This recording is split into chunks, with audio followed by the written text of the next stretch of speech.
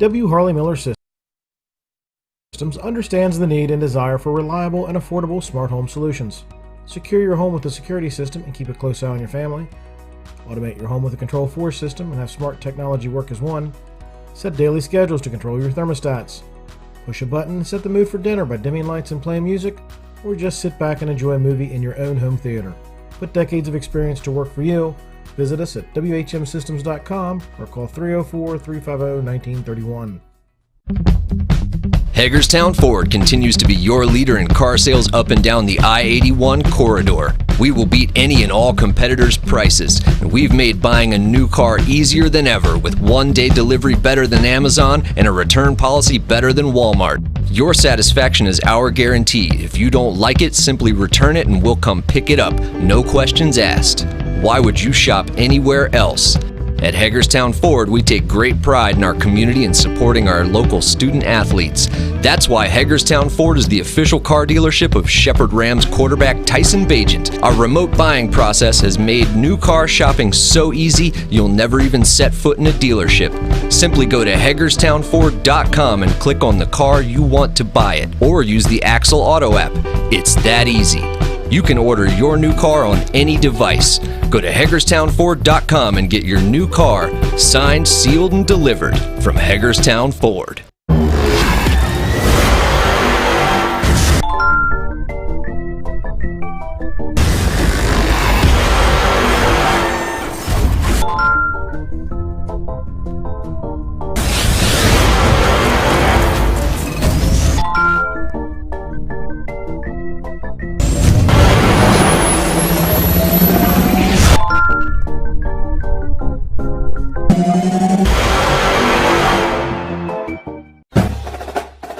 It's time for the excitement of NCAA Division II football, featuring the Shepherd Rams and the Pennsylvania State Athletic Conference. Today's play-by-play coverage is brought to you by Bechtel Jewelers, the Berkeley County Health Department, Brown Funeral Homes and Cremations, CMA Honda of Winchester, Jason Barrett for State Senate, Hagerstown Ford, the Mansion for Eddie Law Firm, and the Heffley Motor Company.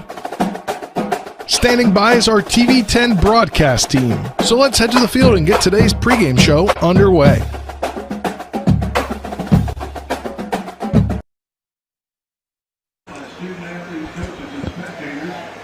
Good morning, everyone, and welcome to Rams Stadium in Shepherdstown, West Virginia, as we get you set for Shepherd and Edinboro. It's the home opener for the Shepherd University Rams. I'm Nick Verzolini. Alongside me, as always, is Travis Smith.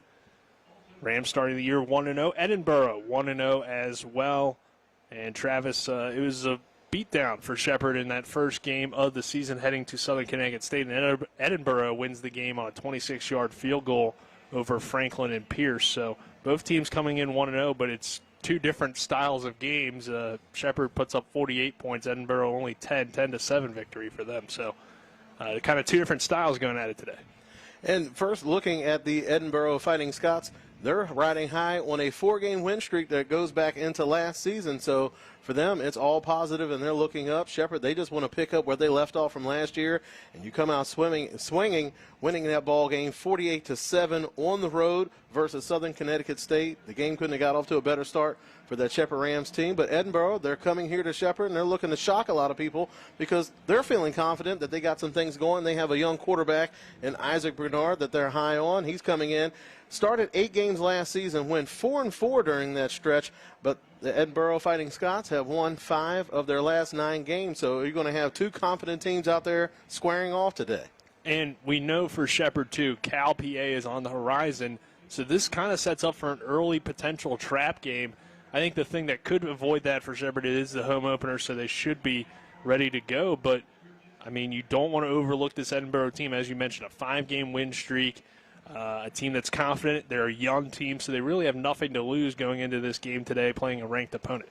Absolutely. And you talked about the trap game. There's a lot of things that go to it. Like you mentioned, first home opener. So you have more your friends and family. You're in familiar surroundings, so you might not be as focused as you would be as going on the road where you're kind of sequestered away from everybody. You're around your teammates, so your mind is solely on football. when you're around your friends in your hometown or your home school, rather, you're going to have a few more distractions around you. So there's certainly something to it where it could possibly be a trap game and you're overlooking to that big opponent. And this was one of the big matchups that people really wanted to see once Shepherd joined the PSAC, is going up against Cal PA. All right. So this is the W. Harley Miller Systems pregame show. W. Harley Miller Systems providing custom integration services like home and office automation, home theater networking, audio video distribution, and more. Call 304-350-1931 or visit WHMsystems.com. We'll take our first break here on the pregame show, and when we return, we'll hear from the coach of the Shepherd University Rams, Ernie McCook. Ollie's VIP North Side is the best spot to catch all your favorite teams. Join us Monday for Dollar Wings and Monday Night Football, Thursdays on the patio for the Cornhole Tourney, Friday Night Lights with happy hour specials, or Saturdays during or after the college games for Steak Night. Get a ribeye or New York steak for just $26.95. Ollie's has great food and drink menus too, along with 17 TVs to watch any game of your choice from anywhere at the bar or their outdoor patio and fire pit. So stop by and see for yourself today at 36 Veronica Drive in Martinsburg. That's Ollie's VIP North Side. We'll see you for the game. You've put up with your water long enough. It's time for Sunset Water Services, your local water solution since 1989, to fix your water problems. Get better tasting, better smelling, and better looking water today. Say hello to drinking your own delicious water for pennies per gallon. Say yes to healthier skin and hair and to softer and brighter clothes. Sunset Water Services delivers your bags of salt to you, so they'll save your back too. And our products come with a 1-year satisfaction guarantee. Call 304-754-9031 for a free water quality test today. SunsetWater.com. Hi, it's Talk Radio WRNR and TV10 Spencer Dupuis. When I got into a car accident and needed to get another vehicle, I wanted to go somewhere I could trust. So I went to the Heffley Motor Company at 993 Hedgesville Road. As a first-time car buyer, I really didn't know what to expect. But at Heffley, they treated me like family. Every step in the process was seamless. Not only did they give me a great deal, but they also helped me secure an amazing interest rate. Now I know firsthand why Heffley has such a great reputation in this community. I ride with Heffley Motor Company, so you should too. If you're in an accident, the first thing that you have to do is call 911. You have to get medical care immediately. The next thing you need to do is call us. When you hire us at the Skinner Law Firm, what we do is we are going to investigate your case and we're going to lay out the options that you have, all at no cost to you. We will use all of our resources and all of our experience to get you what you deserve. That's what we mean by treating you like family. We welcome you back on the W. Harley Miller Systems pregame show. We'll now get into our coach's interview, brought to you by Parsons Ford. They're located at 1400 Shepherdstown Road or online at parsonsford.com. They became number one by making you number one first, Parsons. Nick Verzolini now joined by the head coach of the Shepherd University Rams, Ernie McCook. And Coach, team got off to a great start in Southern Connecticut State. What were some things that you took away from that win? Well, it's a great way to start the season out with a win on the road, traveling. A lot of guys traveling for the first time. Thought we executed it as well as we could. I think the defense played lights out. The team played well in all three phases. I was really pleased with the win and the effort by our team. We'll start with the offense. Tyson did a great job of really spreading the football around and got a lot of different guys involved. One guy in particular that stepped up for you, and it really his first start was Marlon Cook. Had a great game. What did you see out of him? Marlon has really come along through the spring and then here in the fall camp, and we expected him to have this kind of game. Tyson has a lot of confidence in Marlon, and I think when Tyson has confidence in him, I think that Marlon gave him the opportunity to be successful. And what do you think Tyson's ability to have different guys have those kind of games each week and really spread the football around, give your offense? Yeah, I think that's one of Tyson's strengths. He sees the field, he can read the defenses, and he knows where to go with the football. And I think that's what makes him who he is. That's why he's as good as he is, and that's why he can play at a very high level. He understands, he really works tirelessly at preparing, and it shows on the game field. And defensively, it's a young defense for you guys overall, a pretty young football team, but the defense, it really stands out, and the defense looked great on Saturday or Thursday. The defense played nearly a flawless first half. They were outstanding. And the one thing that I took away from it, every time you looked out on the field, there was about five tacklers near the ball. I mean, we were pursuing to the football. We were harassing their quarterback. We were tackling well. What alignments and assignments were great. Defense did an outstanding job. And one guy that stood out there, Dwayne Grantham, he gets 2 interceptions and 8 tackles. Quite a performance for him. And just talk about how what he's brought to the defense as a transfer. Yeah, we were really excited when Dwayne committed to us and came to Shepherd. And, he's a very athletic inside linebacker, and he showed that on the field by running to the football. And the interceptions he made were great interceptions, very athletic. Really am pleased with Dwayne and where he's at right now. Edinboro coming to Ram Stadium this week for your home opener.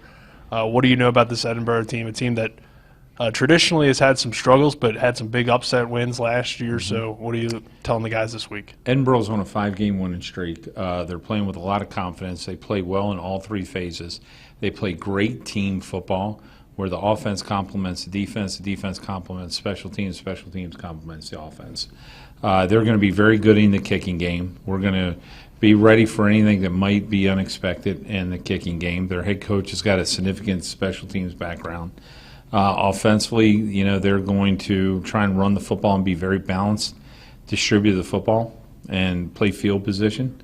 Defensively, they're attacking. They want to harass you. They want to create turnovers and put a lot of stress on you that way. So we've got to execute at a high level. Hopefully we'll get better from week 1 to week 2 and eliminate some of the mistakes we made from week 1. And last one, Coach, how's it feel to be back at Ram Stadium this week? Looking forward to it. It's always great to play here in front of our fans, and can't wait to play Saturday. That concludes our coach interview, brought to you by Parsons Ford, located at 1400 Shepherdstown Road in Martinsburg, or online at parsonsford.com. They became number 1 by making you number 1 first, Parsons. This is Shepherd Rams football on TV 10. Your master's degree is as close as Shepherd University. Shepherd's graduate programs are perfect for working adults and will prepare you for the next step in your career. Choose from several degrees perfect for educators, an accredited MBA program, and a master's degree in Appalachian Studies. Visit shepherd.edu/grad studies radio to get started today. Finish your master's or pursue a doctorate in nursing practice. To learn more, visit shepherd.edu/grad studies radio.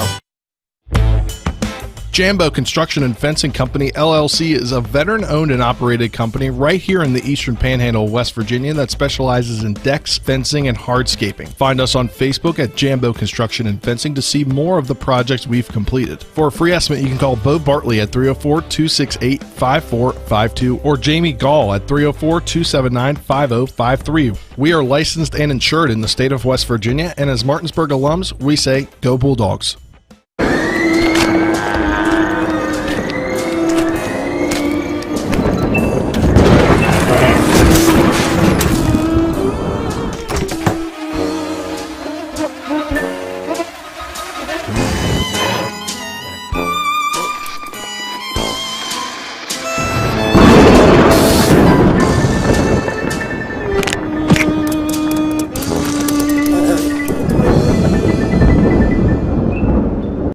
Shepherd University because I'm not just a number. One of the things that surprised me is how friendly everyone is. I like being able to walk down the street and have the professors recognize me by name. I'm constantly learning. But it also has taught me so much about myself and about what I want to do with my future. The location at Shepherd is amazing. Cities like Washington, D.C., Baltimore are only about an hour and a half away. You just got to see it. Once you see it, it just takes your heart. We welcome you back to Rams Stadium, Shepherd, Edinboro, on the W. Harley Miller Systems pregame show. Nick Verzolini alongside me is Travis Smith. And Travis, we look at this matchup between these two teams. We mentioned kind of the differing styles and how Shepherd was able to really get a lot of different guys involved in that first game. We saw Marlon Cook have a big outing for the Rams, along with Ronnie Brown, the running back, Ryan Beach. Brian Walker had a few nice catches. So there's just so many weapons on this Rams offense, and it's going to be tough for any team to slow them down. How do you think you try to take things away if you're Edinboro today? Well, it seems to be the blueprint that you want to try to play with 2 high safeties and try to keep everything in front of you. Early on, Southern Connecticut State was able to have a little bit of success because they really forced Tyson Bajan to take those underneath routes, and then those defensive backs really came up hard and tackled well in space. I think that's going to be one huge thing in today's game, is that you're going to have to be able to tackle well in space and fly to the ball. But if you're able to keep those 2 safeties back deep, you're going to try to keep things in front of you, make the quarterback take the checkdowns, but that's certainly easier said than done, especially when you consider that the Rams have a running back the quality of Ronnie Brown, where you're going to have to bring somebody extra in the box just to take care of that run game. So it's definitely a case of pick your poison, and it seems like that wide receiving core is able to reload year after year. But when you got a signal caller like Tyson Bajan, it's easy to get those guys to come into your program, because they know if they run their routes hard and they're in the right spot at the right time, that the ball's going to be delivered accurately. So it's going to be a tough call, but one thing that you're certainly going to have to do is just try to keep everything in front of you, tackle well in space, and if you're able, get pressure on the quarterback. Not that Tyson Bajan is not mobile, but if you're able to get him off of his platform and make him take those checkdowns, it's only going to be to your advantage. And really, when we look at Edinboro, a young football team, we mentioned their starting quarterback, Isaac Bernard, only being a sophomore. And then you just look at their team overall, only 2 seniors are starters on the offense and the defense. So this is a team that not only is on a 5-game win streak, but their future looks pretty bright. And a win today, or even a competitive outing today, would be huge for this program. And you look at that Edinboro defense, they're coming off of a strong performance in week 1, allowing only 3.8 yards per carry on the ground, only limiting the other team to only 105 passing yards, and they were still able to go 6 of 15 on third down, so they're feeling good about that young group. And like you mentioned, a lot of redshirt sophomores, freshmen, only 1 junior that's going to be a starter for this group, so they've got to go out there, and that's one of the benefits of being young. You don't know what you're not supposed to do, so you don't know that you're not supposed to be able to compete against a team like Shepherd. So they're going to go out there flying around. They're going to have the jitters, of course, but they're going to be going out there looking to have some fun and make some plays. All right, we'll take another break. On the other side of that break, we'll hear from 2 of the Rams standouts from last week, and Marlon Cook and the local guy, Dwayne Grantham. This is the W. Harley Miller Systems pregame show, and this is Shepherd Rams football on TV 10 and WRNR TV on YouTube. I'm Jason Barrett. I'm running for state senate because I believe it's time to build an even better West Virginia. That starts with a less burdensome tax policy, reliable internet service, a strong education system, and a robust tourism industry. I believe this building starts right here in Jefferson and Berkeley counties. I ask for your support and your vote on November 8th. Paid for by friends of Jason Barrett. Happiness grows here. Orr's Farm Market. Visit us at Orr's Farm Market, just 5 miles west of Martinsburg, to pick up all your local fresh fruits and vegetables. With our in-house bakery, fresh fruit slushies, and apple cider donuts, you can't go wrong. Live bluegrass every Saturday from 12 to 5 p.m. And check out all that's local and delicious at Orr's by going to orrsfarmmarket.com or visit our Facebook page. Happiness grows here. Orr's Farm Market. If you're in an accident, the first thing that you have to do is call 911. You have to get medical care immediately. The next thing you need to do is call us.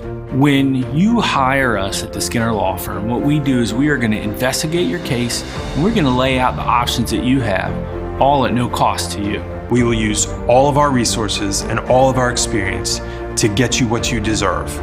That's what we mean by treating you like family. Think you are too busy working to earn your degree? Think again. Shepherd University is now offering online degree programs. You can earn a master's degree online in curriculum and instruction or a Master of Business Administration. And registered nurses can complete their BSN online too. Learn how to take the next step in your career at shepherd.edu/online radio. Earn your MBA or Master of Arts in Curriculum and Instruction. Learn more at shepherd.edu/online radio. We now go in the huddle, brought to you by the Mirius Group and Ameriprise Financial Advisors, John Everson and Phil McCoy. Stop by 1270 Winchester Avenue in Martinsburg or call 304-263-4343. We now go in the huddle with Rams wide receiver Marlon Cook. Marlon, great first game of the season for you, and finally kind of for you too, a real opportunity to show what you're able to do on this football team. Yes, it was mixed emotions going into the game. You know, I'm a junior on the field, haven't played in a while. You know what I'm saying? A lot of emotions, family coming out, and I just felt the need to help my team. I had to step up and forget everything that happened in the past and just live in the present. And you get to play, obviously, with Tyson Bagent, Harlan Hill winning quarterback, and just talk about his ability to spread the football around and get a lot of guys involved. So then if a defense focuses on you or focuses on Ryan, you know, they can't just focus on one guy. They have to really focus on all of you. Yeah, Tyson is amazing. Tyson's the best quarterback, hands down, I ever played with. And like you said, if defenses focus on me, they focus on anybody else, that next person's gonna do the same exact thing that I do. And what I love about this team is we all have depth, and from the top, from the bottom, everybody can ball. So if you worried about me too much, Beach is gonna go crazy. You worry about Beach too much, Max gonna go crazy. You worry about Max, Kent. You know what I'm saying? We have so much depth that anybody can really go off any given day. And you also were part of the DC Touchdown Honor Roll Club. What does that mean to you to be named to that list and prove that you do it not only on the field, but you have success in the classroom as well? I just want to give glory to God. Without knowing, if you're not knowing my story, you know what I'm saying, just a lot has happened. I just want to just thank him, because without him, none of this would happen, none of this at all. You guys got Edinboro this week. What stands out to you about Edinboro's defense?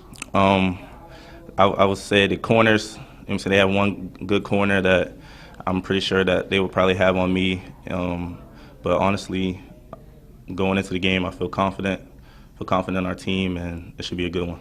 And playing at home too, I'm sure that's exciting for the first time this season. Yeah, I can't.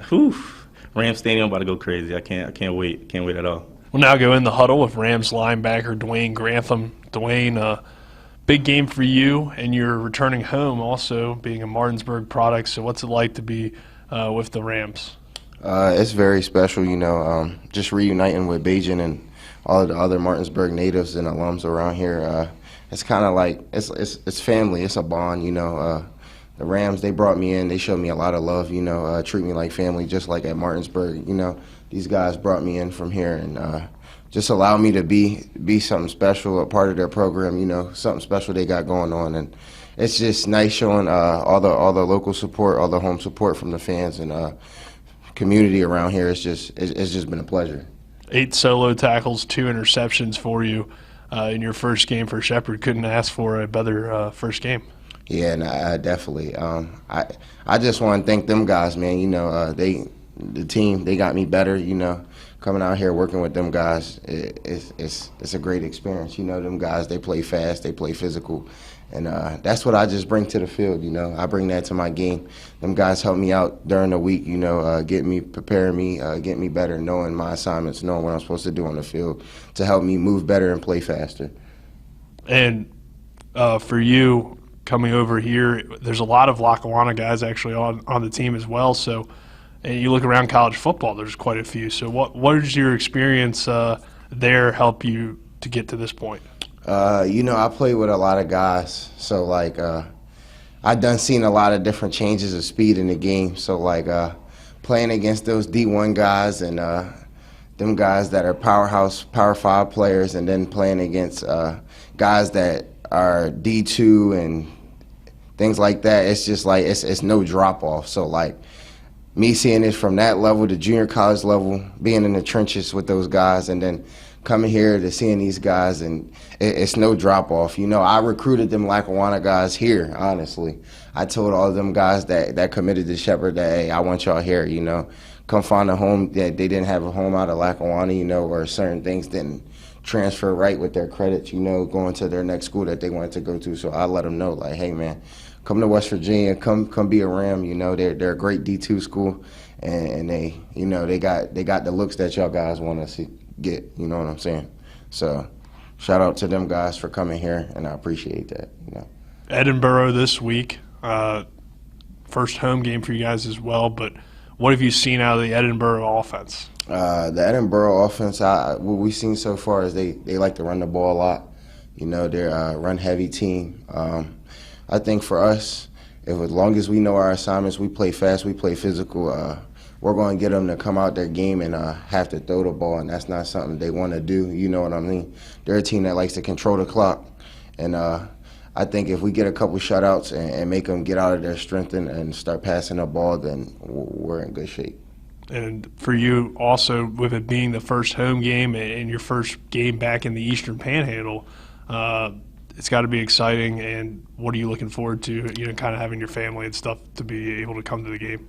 I'm looking forward to the same, same thing, just come out, bring energy, bring juice, be a leader, voice a lot, and I'm just happy to be back in the Eastern Panhandle, having my family around, getting them to see me to play again. It was a lot of miles and a lot of gas to get to Scranton, so they wasn't able to make every game. So now it's just like able to do it in front of my old coaches, my old local supporters, and my family. It's just going to be, it just brings a lot of energy into me, so I know it's going to be a great game. Like, I just have that feeling. That concludes our player interviews portion of the W. Harley Miller Systems pregame show. When we return, we will have more. This is Shepherd University Rams football on TV 10. At the Berkeley County Health Department, our motto is prevent, promote, protect. Since 1935, our mission has been to provide clinical and environmental services to protect the health of the general public. We're committed to building public health in our community by offering a wide range of services, including blood pressure screening, breast and cervical screening, family planning, counseling, lab testing, and more. We perform health inspections to make sure the restaurants you visit are clean, and we prepare and coordinate plans to respond to all hazards. The Berkeley County Health Department, 122 Waverly Court, Martinsburg. If you're in an accident, the first thing that you have to do is call 911. You have to get medical care immediately. The next thing you need to do is call us. When you hire us at the Skinner Law Firm, what we do is we are going to investigate your case and we're going to lay out the options that you have, all at no cost to you. We will use all of our resources and all of our experience to get you what you deserve. That's what we mean by treating you like family. Ollie's VIP North Side is the best spot to catch all your favorite teams. Join us Monday for dollar wings and Monday Night Football, Thursdays on the patio for the cornhole tourney, Friday night lights with happy hour specials, or Saturdays during or after the college games for steak night. Get a ribeye or New York steak for just $26.95. Ollie's has great food and drink menus too, along with 17 TVs to watch any game of your choice from anywhere at the bar or their outdoor patio and fire pit. So stop by and see for yourself today at 36 Veronica Drive in Martinsburg. That's Ollie's VIP North Side. We'll see you for the game.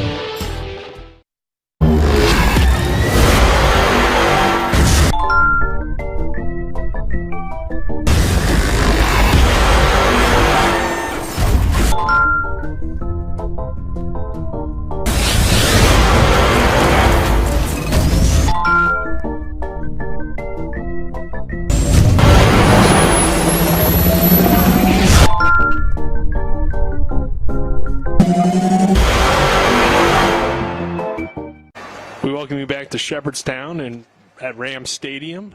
Nick Verzolini alongside me is Travis Smith as we continue to get you set for Shepherd and Edinboro. It's the battle of the Fighting Scots and the Rams.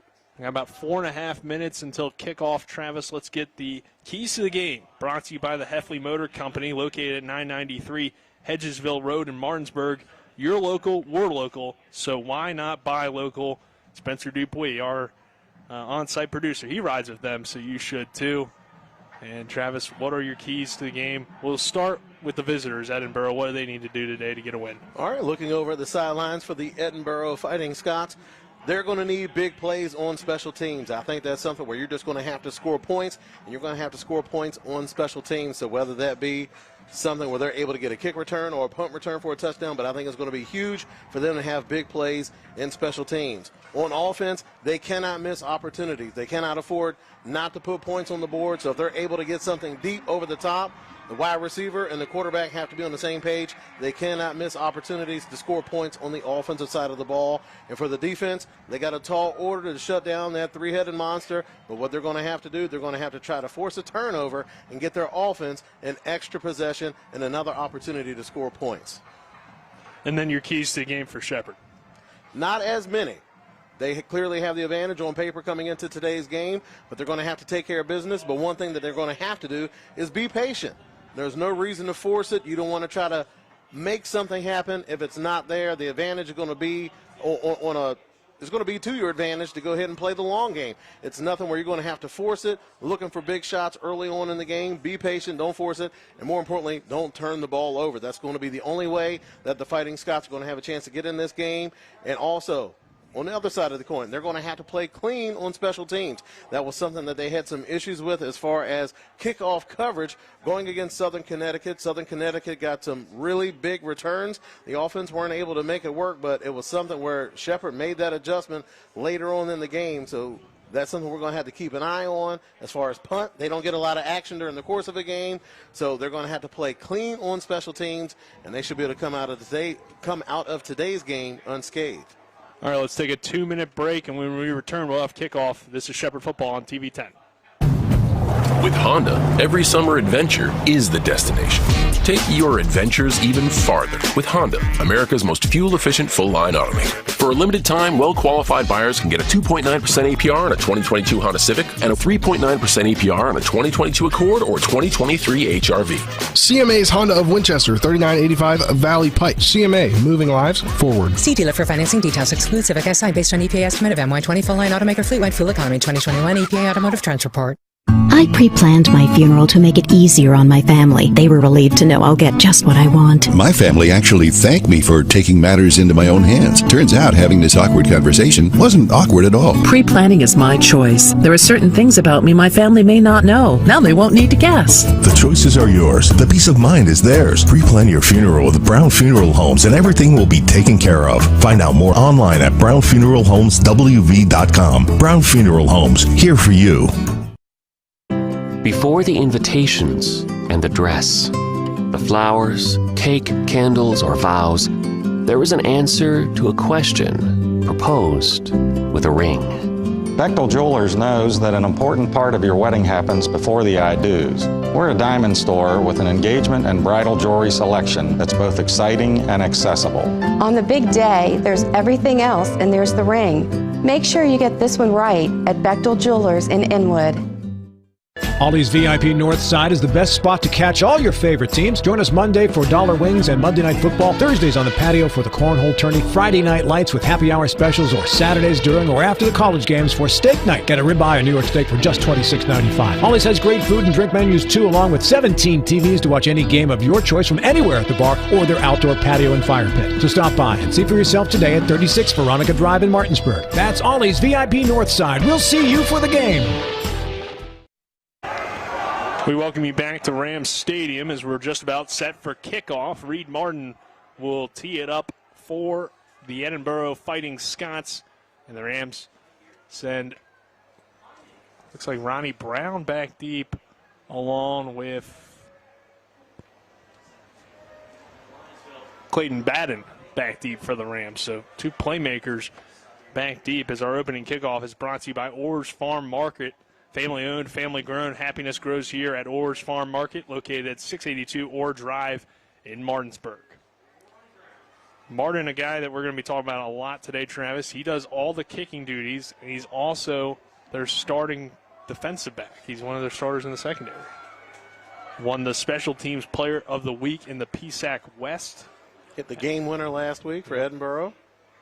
And had 4 punts inside the 20, so a guy that can do a lot of things in the kicking game, but also plays defense. So quite the athlete there for Edinboro as we are ready for kickoff. Martin named second team All PSAC West last season. And Batten will field it on the run and inside the 5-yard line around the 3. Batten gets a block and gets it out past the 20 before being wrapped up on the kickoff return. So the Rams' high-powered offense, which was number 1 in the nation a season ago, runs out onto the field. Alex Card for Edinboro in on that tackle. So Shepherd takes the field for the first time here at Rams Stadium. Last time they were here, it was a walk-off win against Notre Dame. Not quite as exciting of a Hail Mary, but still a last-second victory there. Bagent takes the snap with Cook, the wide receiver. Play action, looking for Cook over the middle, complete across the 40-yard line and dragged down on the play. Micah Thomas making the tackle. It's a first down for Shepherd. That time in RPO action, that's one of the things that Tyson Bagent excels at. Faking that run to Ronnie Brown, you have to respect it because he is a dangerous man with the ball in his hands. And when those linebackers step up, it creates in behind, he was able to pull in the catch. First and 10 from the 46. Bagent and the Rams quick on the ball. Ronnie Brown goes in motion. He's the back to the right of Bagent. Bagent fires underneath, complete. Ryan Beach across the 45 out to midfield before he's tripped up on the play. So it was Thomas again in on the tackle for Edinboro. Good adjustment that time by Ronnie Brown when he switched sides to that sidecar right position, and he was able to swing out of the backfield. What he was able to do was pull that linebacker out of the middle, and right in that little cavity, Ryan Beach was able to slip in and get that catch. Second down here from the 48. Here's Beach now making the catch on the near side. Has the first down as he dives forward. Brought down on the play quickly by Anthony Mendicio. First down at 10 now for Shepherd. Moving into Edinboro territory. Ball now on the 43-yard line. Brown remains the back. Two receivers go to the far side. One in Max Fisher here to the near. First down and 10 for the Rams. Edinboro showing blitz here at the line of scrimmage. Bagent with time. Looks for Brian Walker, and the pass falls incomplete. Good coverage on the play by Malcolm Johnson. They'll bring up second and 10. Johnson coming off of a big game last week, had 6 tackles for those solo and 2 tackles for a loss. So here's a safety that will come down in the box and make some plays in the run game. And Adam Stilley doing a good job of calling out those protections up front. The Rams center saw that they were showing blitz, made that adjustment, and they were able to pass protect very well for the quarterback that last play. Second and 10 from the 43. Bagent throws near side complete. Right at the first down 6. It's Alfonso Foray with the reception. And it will be a first down for Shepherd. Foray, one of those Lackawanna transfers. Him and Dwayne Grantham, two of the big names coming over from Lackawanna. And he's a guy that obviously in this offense it's going to be tough to get reps, but they do like to rotate their wide receivers. He could have an impact for the Rams this season as it's first and 10 from the 32. Bagent hands off Ronnie Brown, first touch of the day. He dances in the hole, splits to the outside, and nearly broke loose, but the sideline saved Edinboro from potentially 6. As it'll be second down. Second and about 2. Down to the 26. Ronnie Brown, just such a threat. That zone running scheme, we already know that Rams offensive line, they're able to reload year after year. Skilled linemen, very good at climbing up to that second level and gobbling up linebackers, and Ronnie Brown's able to do the rest. 12:18 to go in the first quarter and counting, and Bagent throws to the far side, caught by Ryan Beach, and Beach will lose several yards on the play. There he is, the ever-versatile Reed Martin coming up to make the tackle. The human Swiss Army knife able to come up. But that's one of the things that Edinboro is going to have to be able to do today is be able to tackle well in space, and it's easier said than done when you're going against a speedy wide receiver like Ryan Beach, who's so good after the catch. So Edinboro forces a third down and long for the Rams of 11:44 to go in the first quarter.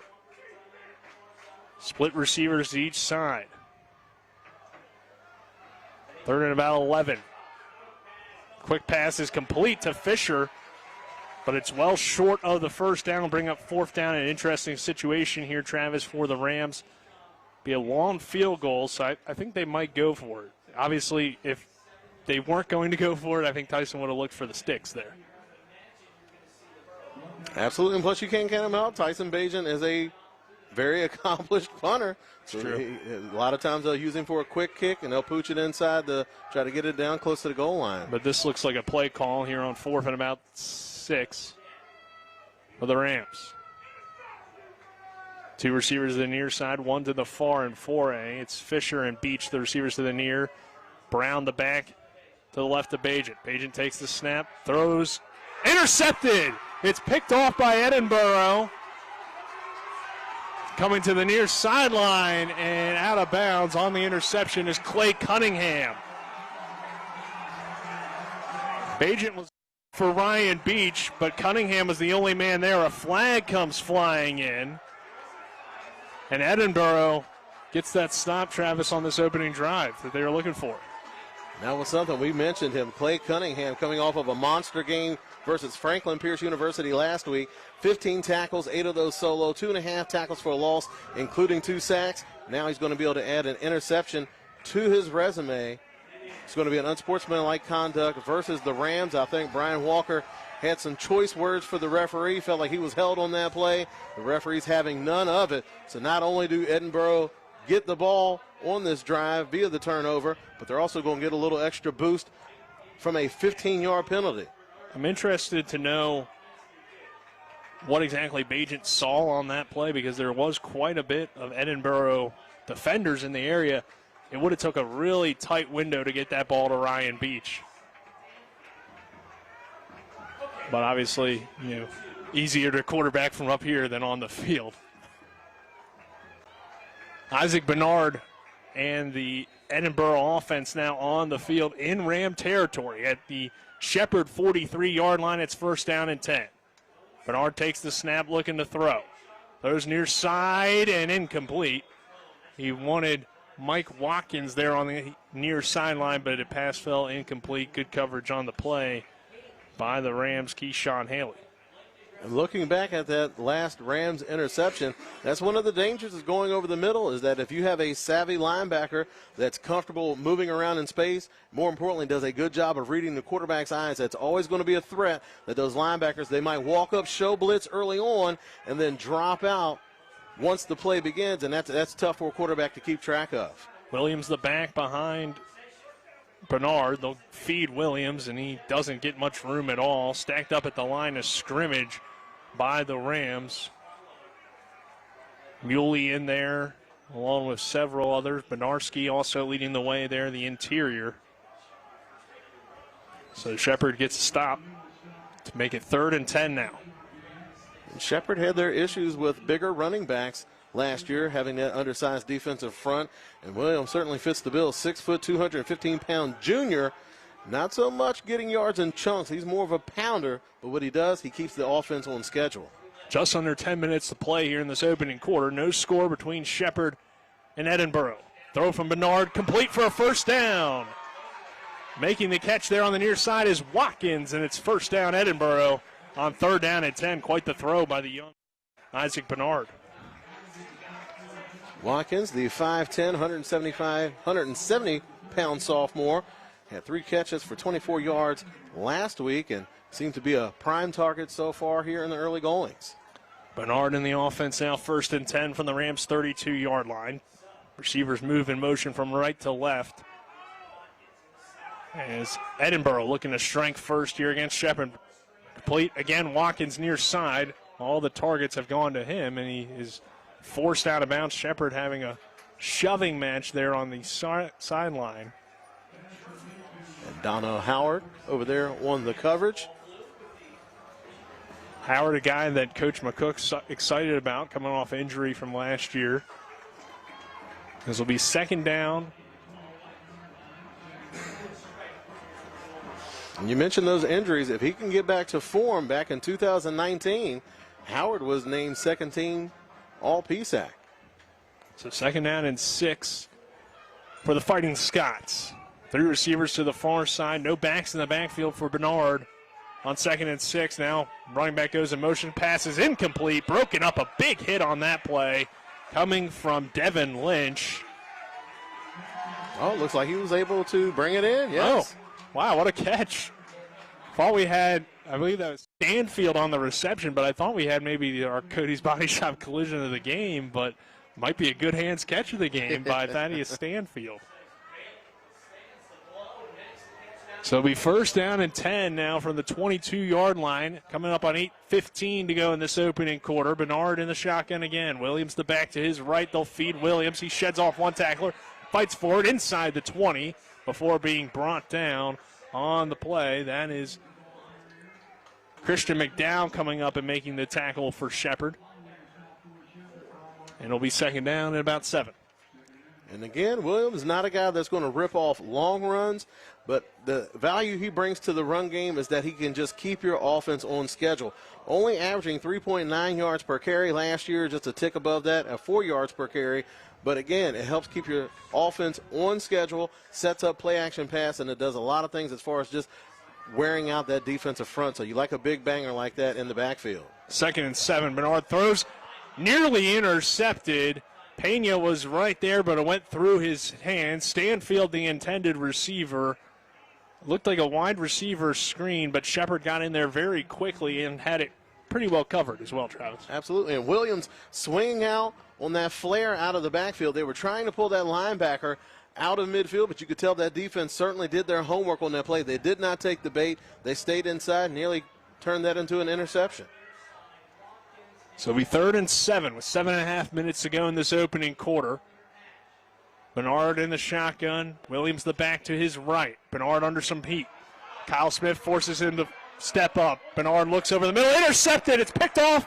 It's Dwayne Grantham again. The ball just finds number 3's hands on defense. His 3rd interception in 2 games. And Shepherd gets the football back on a 3rd down turnover. That's certainly that Bernard wants back, able to step up in the pocket. Looked like he had some space to run, and then he tried to squeeze it into a window, but Grantham just did a good job. We have him listed as a linebacker, but he certainly does a good job of baiting those quarterbacks into throwing that football, and that's what he was able to do that time. Stepped in front of the receiver, although the quarterback was trying to throw back across his body, and that's just something that you don't want to do, and this is a very opportunistic Rams defense getting the ball back in Tyson Bajan's hands. So Shepherd evens up the turnover battle, and Bajan will take the snap, throw quickly, complete to Ryan Beach, and he is smacked right at the 25-yard line. Reed Martin coming up and making the hit. Our first quarter is presented to you on TV 10 by Smallwood and Small Insurance in Martinsburg, your total insurance solution at 121 Administrative Drive. Call 304-263-3361. So that's a kicker making that hit, Travis. I'm sure Ryan Beach will be, they'll bring that up to him during film study when they show that play again. Second down and 14 for the Rams. Edinboro bringing some pressure. Bajan throws high, nearly intercepted. Another big hit from the Fighting Scots who have came to play. That's Ty Thornton coming up and making that hit. Pass falls incomplete. On the receiving end there was Rodney Dorsey. It'll be 3rd and 14. Certainly see the energy is on the Fighting Scots sideline here in the early goings. The defense flying around, making plays, hitting people. They're trying to do whatever they can to stay in this ball game. Could have been a hit to the head, though. Dorsey hopefully all right there as, again, Edinboro shows blitz. Single coverage here for the Rams. Bajan takes the snap. He's under pressure, avoids the sack. He's got room to run. Bajan across the 35, across the 40, slides down. It's a first down for Shepherd. And that is the ability of Tyson Bajan. We don't see it too often, but he does have that ability to run if necessary. 1st and 10 now from the 41. I'm sure head coach Ernie McCook was very happy to see his quarterback slide on that play. You've picked up the first down. No need to take extra punishment. Go ahead and get your butt down and get back there in the pocket.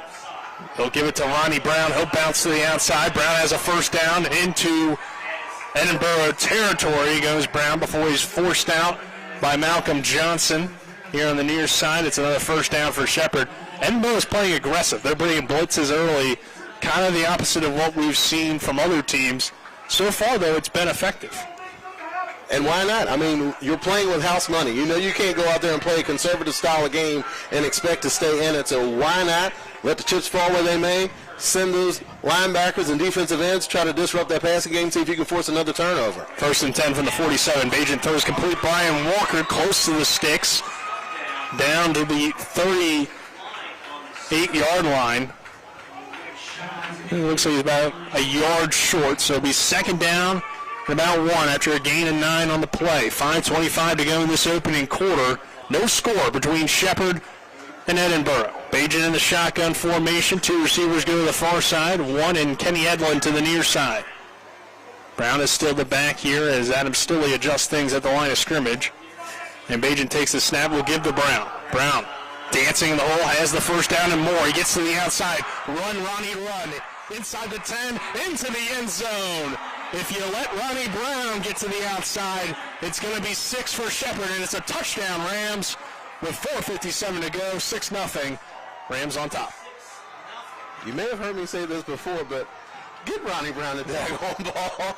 So many good things, and that's something that's going to slow down that pass rush from Edinboro. They're bringing that many people, and sometimes when you have that running back that can just make that first guy miss, and Ronnie Brown is certainly that guy, was able to get to the edge, and once he's able to get out there, not too many teams are going to have the speed on the back end that's going to be able to try to track him down. Jacob Haney on to attempt the point after to make it 7-0 Shepherd if it's good. Hold is good, and the kick is up, and it is through. So 7-0 Shepherd, 4:57 to go in this first quarter. We're back in 60 seconds. Located at 4529 Shepherdstown Road in Martinsburg, the Neon Moon Tavern has delicious food and cold beverages. Stop on in Mondays for some mayhem with us and Shepherd quarterback Tyson Bajan, or on Tuesday for some gourmet tacos. Wednesdays is whiskey and trivia night. Thursday is steak night. Fridays are dinner specials. Saturdays there's live music, and Sunday morning is brunch. We're open every day from 11 a.m. to 3 a.m. Call us at 304-260-4002 for takeout or stop on in to the Neon Moon Tavern. W. Harley Miller Systems understands the need and desire for reliable and affordable smart home solutions. Secure your home with a security system and keep a close eye on your family. Automate your home with a Control4 system and have smart technology work as one. Set daily schedules to control your thermostats. Push a button and set the mood for dinner by dimming lights and playing music, or just sit back and enjoy a movie in your own home theater. Put decades of experience to work for you. Visit us at whmsystems.com or call 304-350-1931. We welcome you back to Rams Stadium. 4:57 to go in this first quarter. Shepherd leads Edinboro 7-0. For some reason the scoreboard says 20-0. I don't know what happened there, but you don't get 20 points for one touchdown or an extra point. It was a good touchdown. It was. Not 20 points worth, though. Jacob Haney on now to kick it away for the Rams. Haney boots it. End-over-end kick caught here on the near side by Sandfield, and he'll make a few men miss. Run out to the far side and step out of bounds around the 30-yard line. Haley, the defender coming up, running him out of bounds. He made some saving tackles last week, so Haley certainly proving his worth on special teams. Coming up, he had a big hit last week, so good to see that young man back out there on the field playing football this week. Our first quarter is also presented to you by Parsons Ford. They're located at 1400 Shepherdstown Road and online at parsonsford.com. They became number one by making you number one first, Parsons. So second drive of the game for Bernard and the Edinboro offense. First down and 10 here. Bernard will hand off to Williams, and he is stuffed in the backfield. Coming through and making the play is Devin Lynch. Anelia Pena there to clean things up as well. It'll be second and long now for Edinboro. I got a little break in the action. I want to give a shout out to Edinboro's starting left tackle, Gabe Hallslander. I went to high school with his brother, Noah Hallslander, who plays college football currently, and kind of cool there to see a guy from my high school and a guy that I kind of knew a little bit. My dad coached Gabe, so pretty cool. See him out there on the field. So giving you that itch to get back out there on the field? No, I'm all right. Bernard will take the snap. He's under pressure, lost the football, and diving on top of it, I believe, is Matt Barninsky for the Rams. No, it will be the new Dunbar there falling on the football. So the Rams force another turnover as it starts with Malik Holloway's pressure off the edge, and then Dunbar falls on the football, and Edinboro does not want this situation. Shepherd with the ball just outside the red zone at the 24-yard line. And the Fighting Scots early on in the game riding high. The momentum was on their sidelines, but the Rams A veteran team, championship caliber team, able to weather the storm, stay calm, and now they're starting to assert themselves here towards the latter part of the first quarter. It is 7-0 Shepherd, not 27 like the scoreboard reads. 3:57 to go in this first quarter. Bajan in the shotgun. He'll take the snap, hand it off to Ronnie Brown, and Ronnie Brown goes inside the 20-yard line before being stacked up on the play. Looks like Clay Cunningham coming over from his inside linebacker position to make that tackle. Be second down and short for Shepherd. And again, when you're able to get that run game established, just completely changes the tone of the game. The defense was flying around, getting after when the Rams were dropping back to pass, but now you've shown a couple run plays, certainly taking the steam out of that front seven. Agent hands off to Brown again, another big hole. He's got the first down and more, and carrying defenders on his back. Joey Fisher in on that lead block for Shepherd as well. It's another first down for the Rams. Into the red zone now. Joey Fisher has just been mauling people so far today. He's going up against an undersized defensive front, and he has been imposing his will here early on. Well, there's talks of maybe Fisher being an NFL prospect, and you can see with his size, he definitely has the ability. Bajan in the shotgun formation. 1st and 10 for Shepherd at the 12-yard line. So can pick up a first without getting into the end zone. Under 3 minutes to go in the first quarter. 7-0 Shepherd on top. Bajan takes the snap, play action, looking for Marlon Cook in the end zone. Incomplete. Hand fighting there between Cook and Micah Thomas. No flag on the play. And it will be 2nd down and 10 for Shepherd from the 12. And that's something that we've noticed during our time in the PSAC. The referees let them play a little bit. They let them play football. Not too often that they're going to go offensive or defensive pass interference. So it'll be 2nd and 10 for Shepherd. Edinboro running their subs off and on the field. And we'll see here if we get a flag or a timeout. Looks like a timeout for Edinboro. So we will take a 30-second break at 7-0 Shepherd. We're back in 30, 2:45 to go in the first quarter.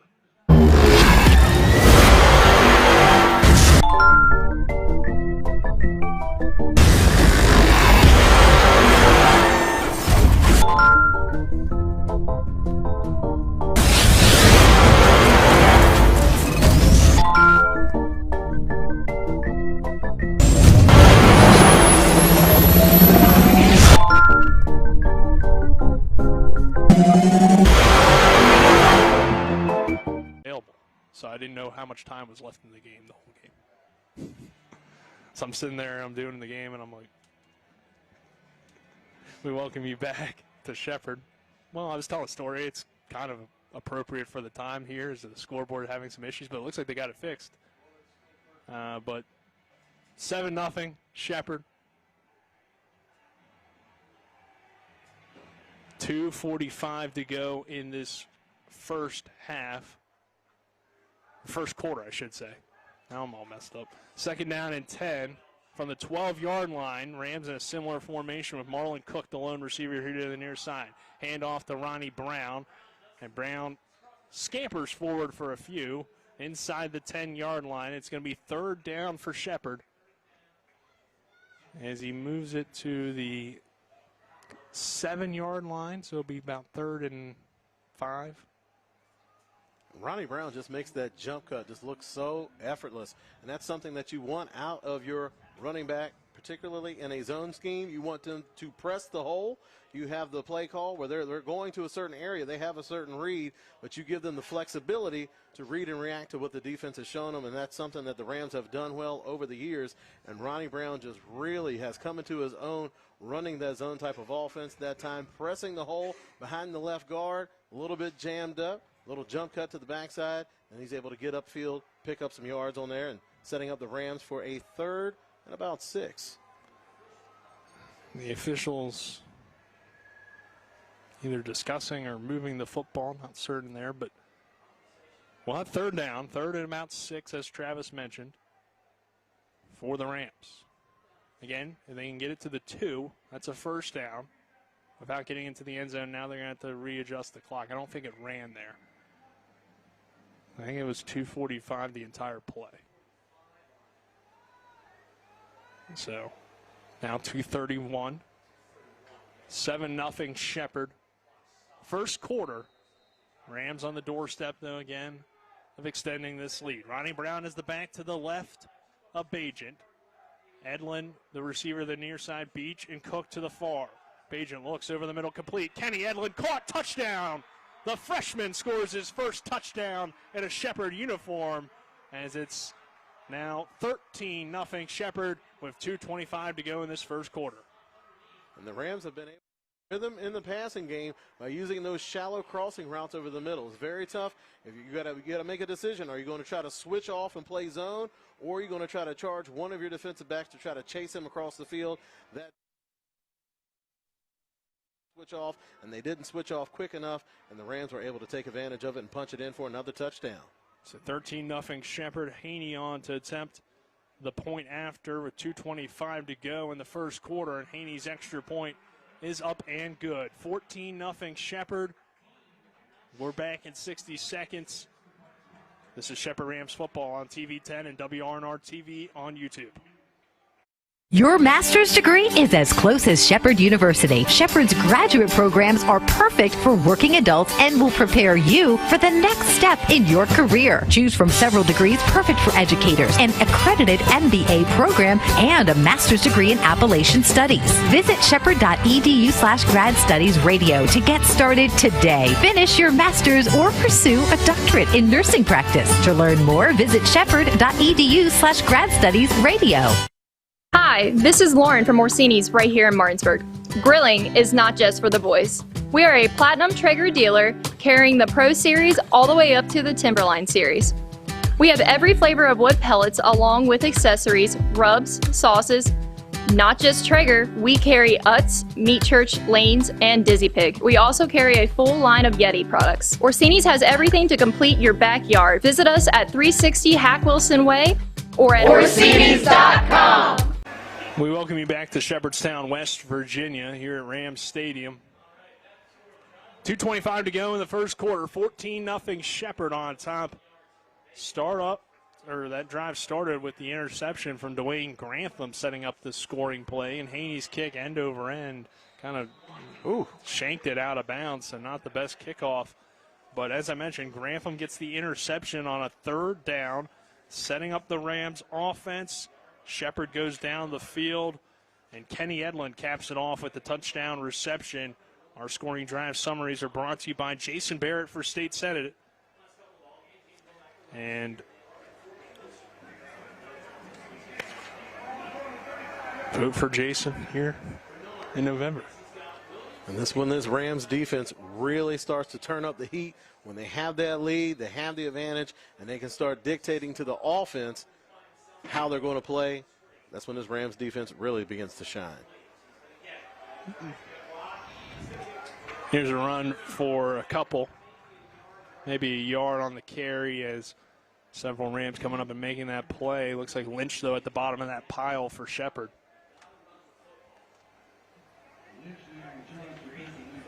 Williams, and it's still early in the game, so there's no reason for the Fighting Scots to abandon that running game.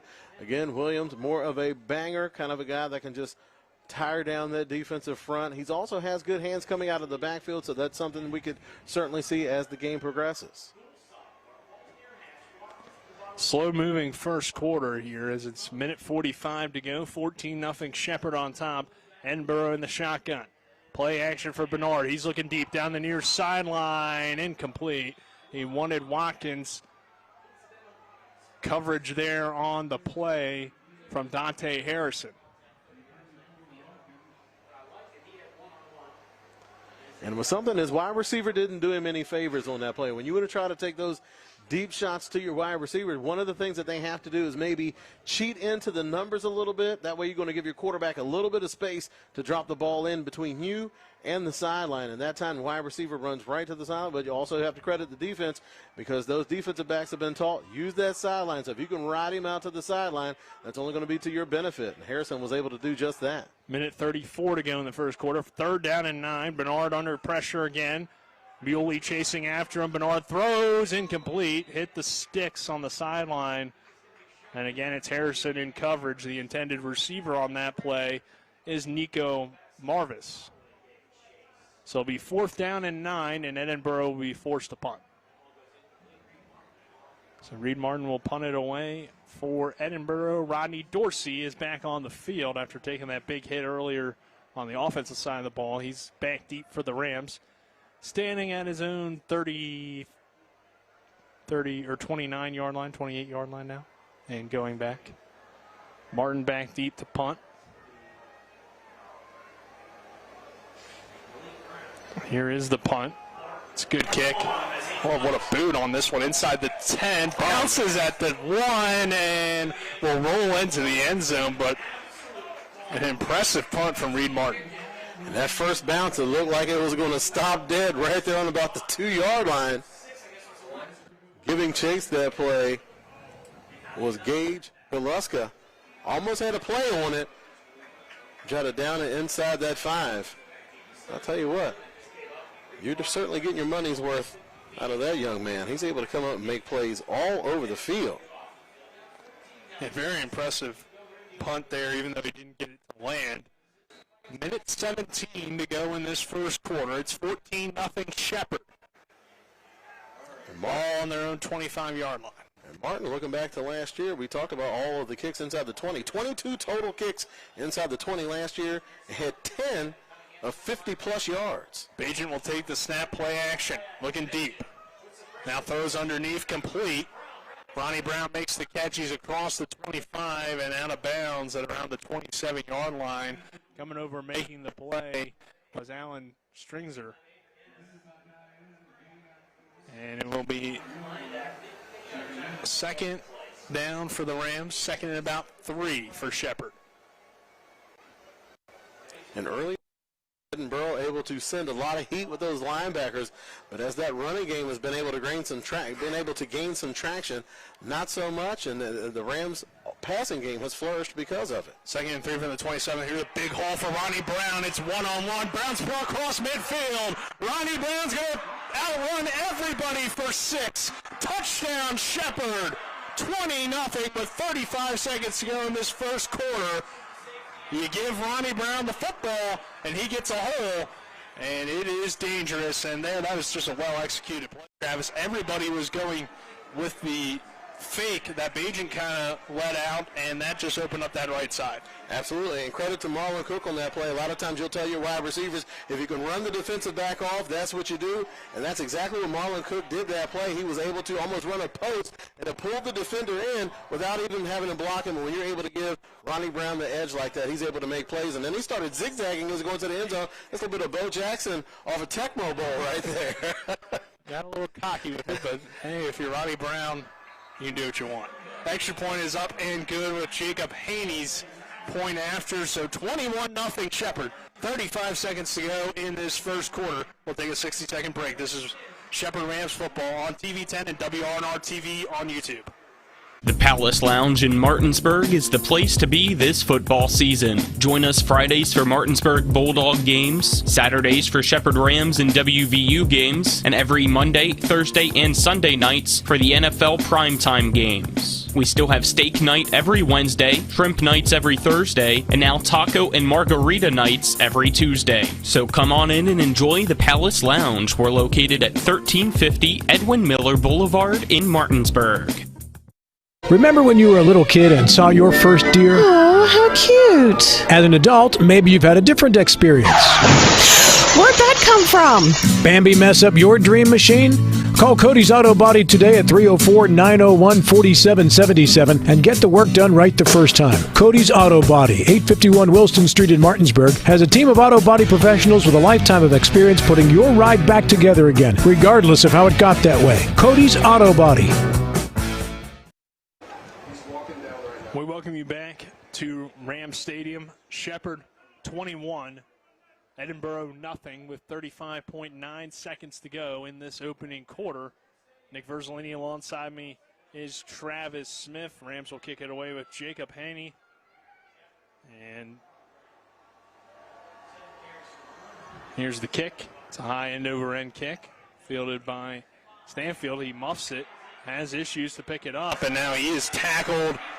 And he keeps fighting forward and eventually brought down all the way at his own 3-yard line, but it's going to be a horse collar So that will tack on 15. Was a good hit, though, by Nazir Russell, but we have a horse collar coming in, so that will not put Edinboro in as tough of a situation as it would have been.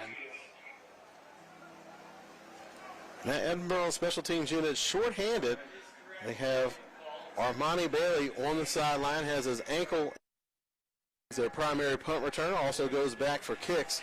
So certainly missing an explosive element in that phase of the game, and that's something that was going to be huge for the Edinboro Scots to have a fighting chance in today's game, is making some big plays on special teams, but that time the big play went against them. So Shepherd able to score again on that previous drive to make things 21-0.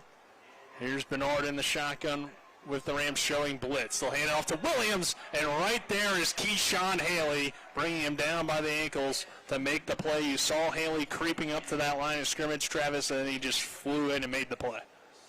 And Haley, with his size, you're going to see him make a lot of plays in the box. He's 6 foot, 200 pounds, but he plays even larger than that. Last week had 6 tackles, 3 of those solo, and he will come up and lay the wood if you give him a chance. And so far, that Rams defensive front has really taken control of this game. They're making a lot of plays in the backfield. When you have a big physical running back the way Edinboro does, what you want to do is make him reset his feet and try to bounce it outside. That's not his strength. That's not his game, and it plays into the strengths of that Rams defense. They are so fast and have tremendous range from sideline to sideline. So right now, the Fighting Scots looking for some answers on the offensive side of the ball. So that will do it for our first quarter. Our score, Shepherd 21, Edinboro nothing.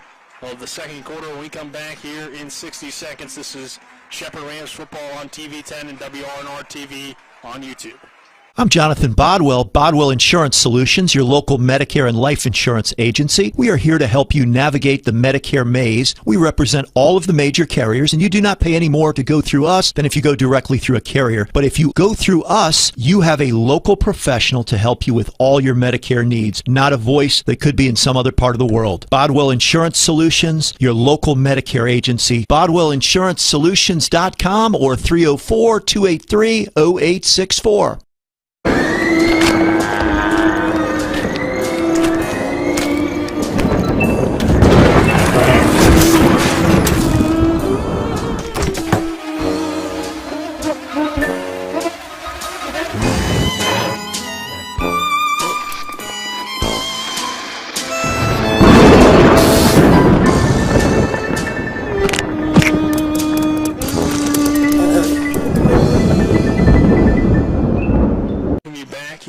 Stadium, 21-0 Shepherd on top.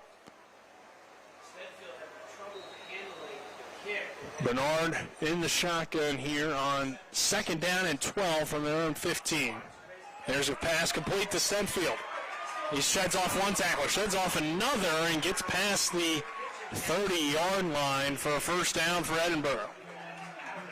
And you see why, Travis, this team is on a 5-game win streak. I mean, they have a lot of fight in them. They definitely have some good talent. Just a few mistakes today have really set them back. 2 turnovers. And that's the thing. And that's your margin of error when you go against a team the caliber of Shepherd University, is that when you go out there and make a couple mistakes, it translates into 3 touchdowns. And it's just a tough test when you're going out there. You need to come out strong the way they did, but you also have to try to get something that's going to be sustainable throughout the course of the game. Here's Williams on the pitch. Kyle Smith flies over and makes the tackle. Kyle Smith, one of the standouts on that Rams defensive line for Shepherd.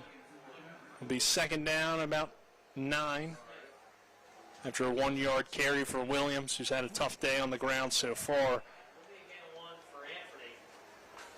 And we do know that Edinboro wants to run the ball, but they have tried to pass it quite a bit and had a little bit of success against this Rams secondary. And they've done a good job of mixing it up as far as using run pass, play action pass, and things of that nature. But just that Rams defense has just really come out with their hair on fire so far today. 2 flags on the play. 12 men on the field against Edinboro, so that will back up the Fighting Scots. He's second and 14 now. We've seen Edinboro, like when they make their personnel changes, they're platooning 4 and 5 people at a time. So sometimes you're going to have that type of miscommunication. Like we mentioned, a young football team. So those type of mistakes are going to happen as those young men are coming in, new to the program, new to the system, and just trying to get things figured out on the fly. And sometimes that's going to result in a mistake. Bernard in the shotgun. No backs in the backfield. Bernard rolling out to his right, throws back across the middle, complete. Across the 35 and making the catch, leaping up there to make that catch is the tight end, Aaron Hopkins. It'll be third down and manageable for Edinboro as the crowd has really come in here at Ram Stadium. Pretty much a full crowd on the far side. And Hopkins, the 6'3", 220-pound tight end, sophomore, played a couple of years for Glenville State. Looking back to last season, had 5 games for the Pioneers for 4 catches, 40 yards. One of those versatile type of tight ends, kind of reminiscent of Alex Wetzel last year for the Shepherd Rams. Third down and 6. Again, no backs in the backfield for Bernard and the offense. Bernard, Rams bring 4. He's got time to throw, complete. Again, first down. Cedric Ofrey coming up and making the tackle. It's Stanfield again, and the sophomore hauls in the reception for a first down for Edinboro. It looks like Haley for the Rams shaking up on the play. Takes his helmet off, makes his way over to the sideline under his own power. But that time Stanfield doing a good job of just settling into that soft space in the zone and picking up the first down for Edinboro. He had a monster game week 1, 4 catches, 76 yards, 1 TD. He has the speed to take it the distance too. That TD, 58 yards. 21-0 Shepherd on top with about 12 minutes to go in this first half. Second quarter, Edinboro, though, starting to drive. Bernard steps up, looks deep. He's got a wide open receiver. It's caught inside the 20 and into the end zone for Edinboro. A breakdown in the Rams secondary.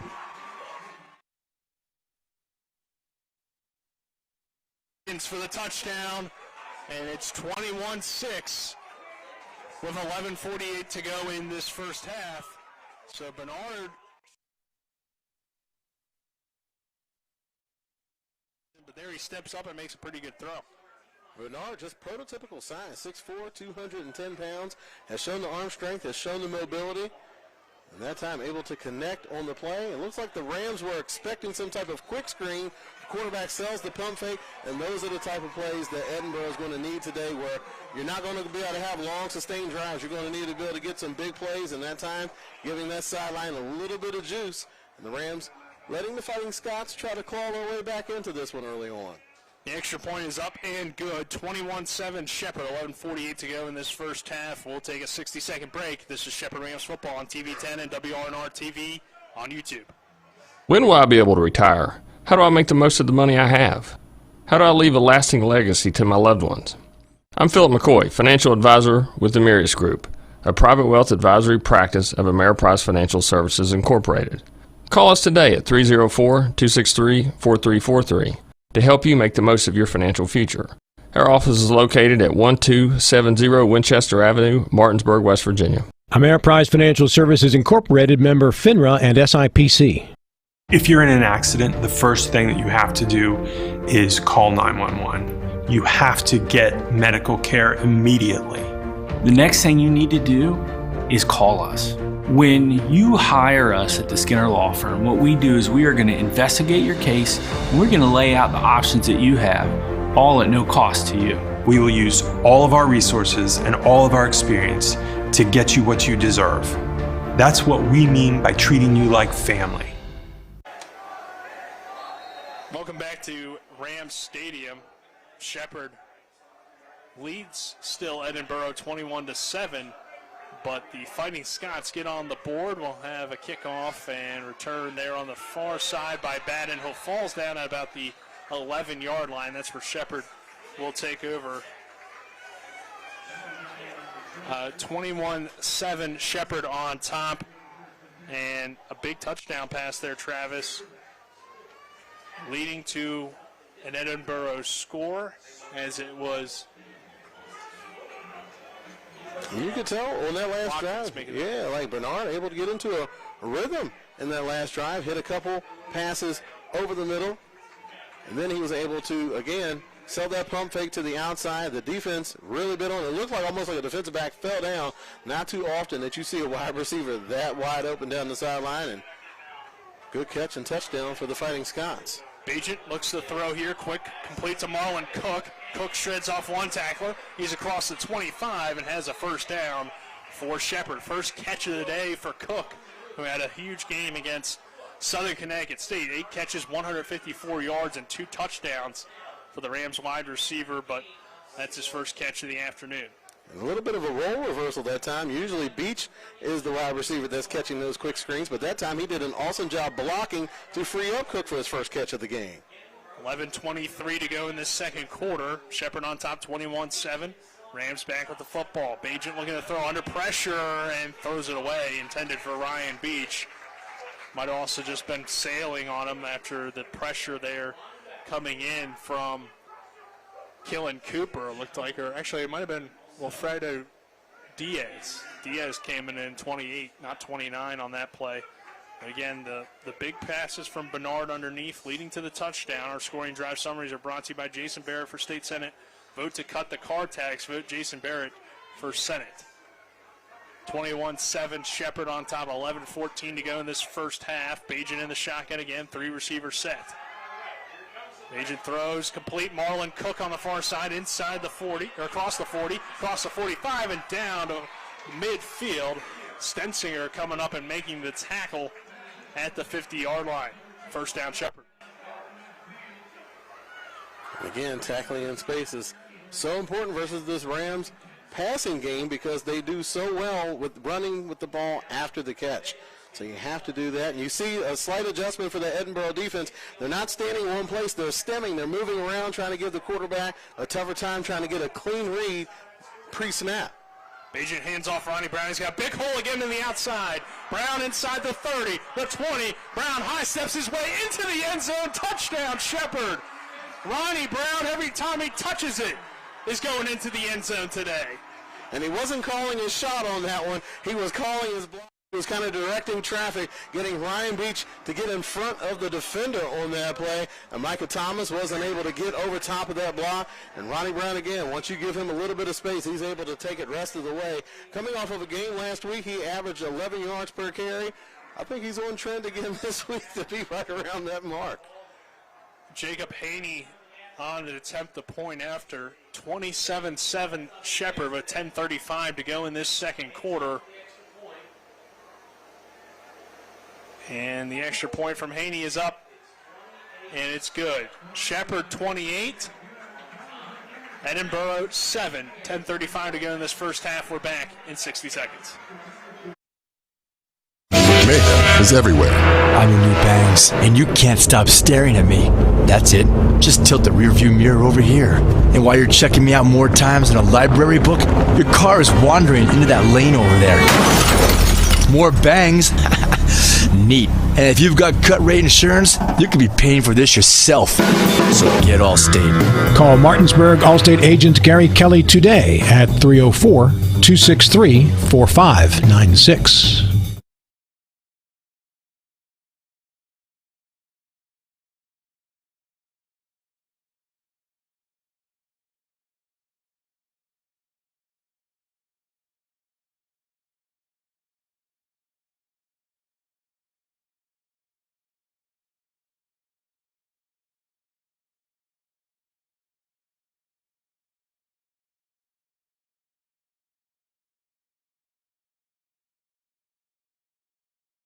Stadium, Shepherd 28, Edinboro 7, 10:35 to go in this second quarter. I'm Nick Verzolini. Alongside me is Travis Smith. I'm going to shout out our crew here in a little bit after Haney kicks this one off. And it will be fielded by Stanfield at around the 2-yard line. And he doesn't find much room at all. Shepherd with the good return defense, which we hadn't seen earlier. It looks like Kalen Perez came up and made that tackle for the Rams. Kalen Perez, the 6', 220-pound freshman from Waldorf, Maryland. making amends for his last time down the field where he got dinged for a horse collar tackle. Like I said, I want to shout out our crew. So on our main camera today, Matt Miller, the Hall of Famer. Our on-site producer is Spencer Dupuis. And then down on the sidelines, we have Dylan Bishop and Braden Schaffner along with Caden, but I don't know Caden's last name yet. He's a new guy, so we want to shout him out. But doing a good job for us down there. That is Caden Kemp down there on the sideline. Thank you, Spencer. That's why you're here. Whenever I don't know things, I go to you. We got a flag on the play, I do believe. I didn't hear what the call was. Travis, did you? I did not. That doesn't look like your usual flag. It looks a little bit more orange than yellow. It is different color. Oh, yeah. I wasn't sure at first there if it was a cleat. Yeah. No, it was a flag. So I wasn't completely deceived, but it'll be first down and should be 15 now as Bernard looks to throw. Well underthrown. Clayton Batten, his eyes probably lit up on that one as he thought he would have had 6 with a pick 6. But it just dipped out of bounds and falls incomplete. So it's actually 1st and 17 based on where the ball is on the field. Can only go so far back. So now it's 2nd down and 17. That was a tough play for Bernard. Felt a little pressure up front. Tried to roll out, but he's so close to his end zone, so he didn't want to risk the danger of stepping out of the back of the end zone and threw a dangerous pass out to the sideline. Looked like there might have been a miscommunication. Maybe he was expecting a comeback on that route, but the wide receiver continued to run downfield. Bernard under pressure, throws, incomplete again. So it'll be 3rd down and long, 3rd and 17. And I forgot a member of our crew, and I don't want to forget him, Colin McLaughlin, back in the studio. Doing a great job for us, and we'll hear from Colin at halftime. We got about 10-17 to go. He'll have some scores from all of college football. WVU, you can hear them on WRNR today. 6 p.m. kickoff against Kansas. I believe a 4 p.m. pregame show. 3 p.m.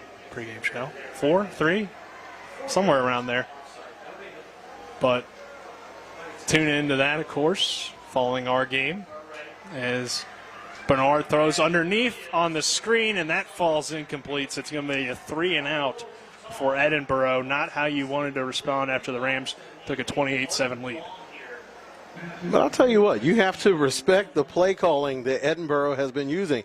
They're getting pressure. Okay, what are we going to do? We're going to roll the quarterback out, use his mobility, get him on the edge, and get him away from the pressure. It didn't work. Also, you're getting pressure upfield. You know that you have those speedy pass rushers up front for Shepherd, so you try to slow him down. Maybe you try to hit him with a screen behind it. Still not working. So you could tell that Edinboro coaching staff, they're over there working their butt off, but sometimes you got good offense. You're going to face a better defense. Here's the punt from Martin. It will bounce around the 44-yard line, and the Rams will let it roll into their own territory to the 49. That's where Shepherd will take over.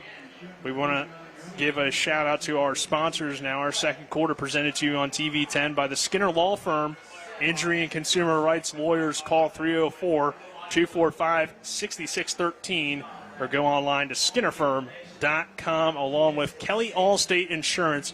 For all of your insurance needs, call Gary Kelly at 304-263-4596 or stop by 724 Lakeview Drive in Martinsburg. So the Rams leading 28-7. Tyson Bajan and the offense back on the field. And Avon Holly's in the backfield.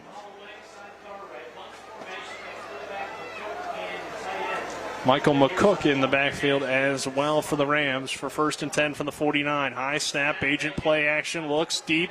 Down the middle of the field for Brian Walker, and it falls just incomplete. They had that similar play last week, Travis, against Southern Connecticut State, and the same result, just out of the outstretched arms of Walker.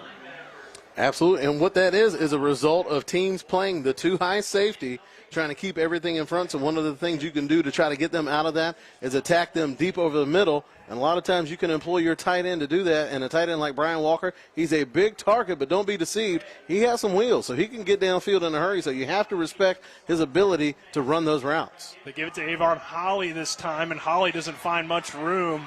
Might have even lost a yard. I think he did get back to the line of scrimmage, but Malcolm Johnson flew in and made the tackle for Edinboro. Johnson, we've said his name several times so far today. The 6'1", 205-pound junior. Physical in the run game, but also savvy in the pass game. Yeah, one of the few upperclassmen on this team. So it's 3rd and 10 for the Rams. Edinboro would love a 3-and-out with 9:24 to go in this first half. The Fighting Scots get the ball to start the second half. Bajan in the shotgun. Foray, the receiver, to the near side.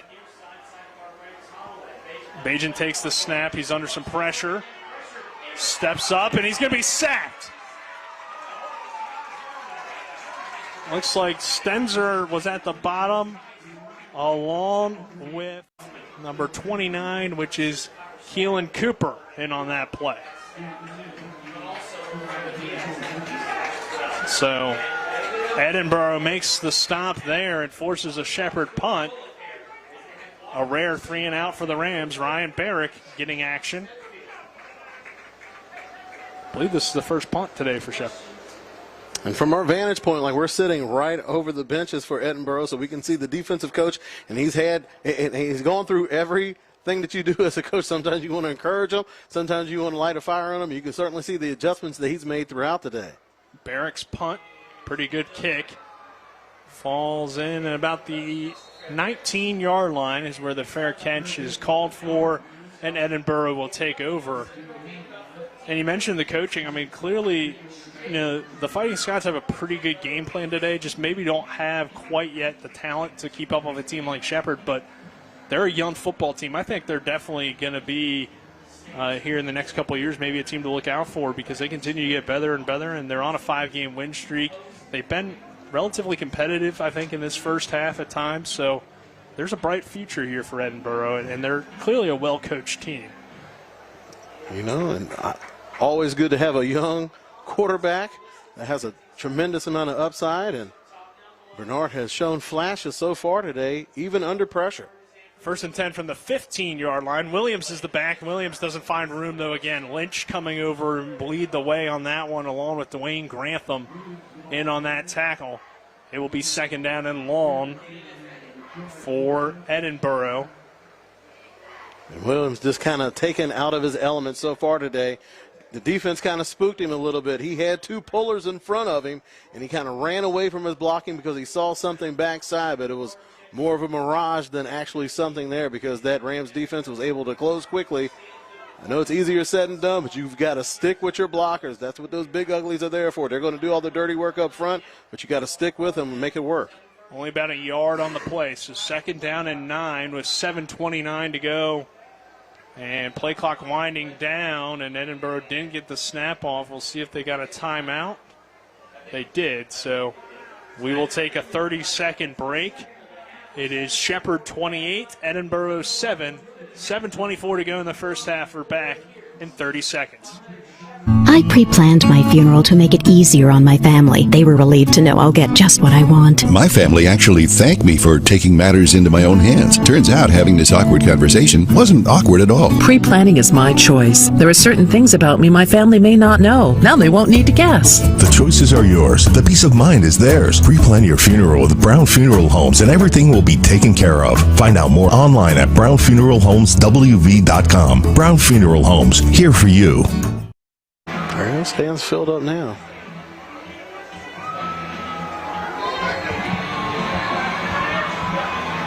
We welcome you back to Rams Stadium. Shepherd 28, Edinboro 7.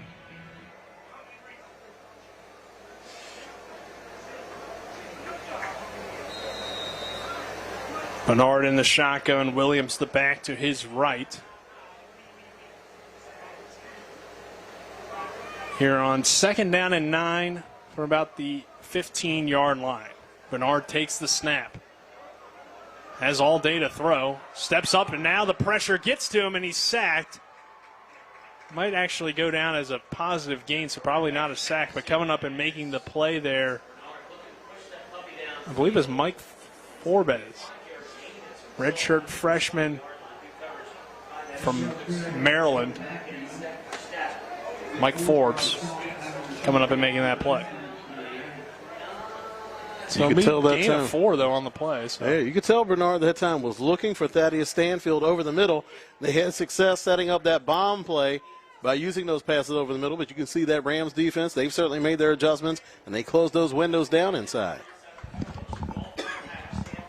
Bernard in the shotgun looking to throw. Steps up again, under pressure this time. Complete underneath, though, for a first down. It's caught on the play by Brody List, the tight end, and they will move the sticks. So first down and 10 now for Edinboro. And, Bernard, he stood in there with some pressure and made some big throws. That time he was under pressure, but still got it out to his big tight end for the first down. First and 10 now, is 6:12 to go in the first half. 28-7 Shepherd on top. Bernard in the shotgun, Williams the running back to the right. They'll give it to Williams, and Williams doesn't really find much room. Pena and Dwayne Grantham making the play. Grantham, I believe, had his helmet ripped off. And he's fired up about it. He'll have to take a play off. But this Shepherd run defense doing a really nice job of forcing Williams back inside and not really letting him get to the edge. And that's something, a bigger running back, he wants to run downhill, get that momentum going.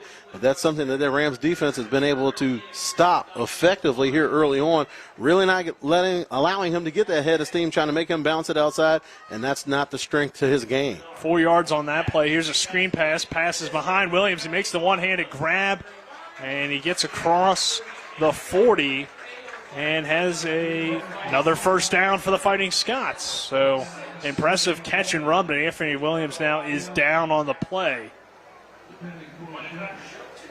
So that will bring the training staff out for Edinboro, who's starting to get a drive going here. First down and 10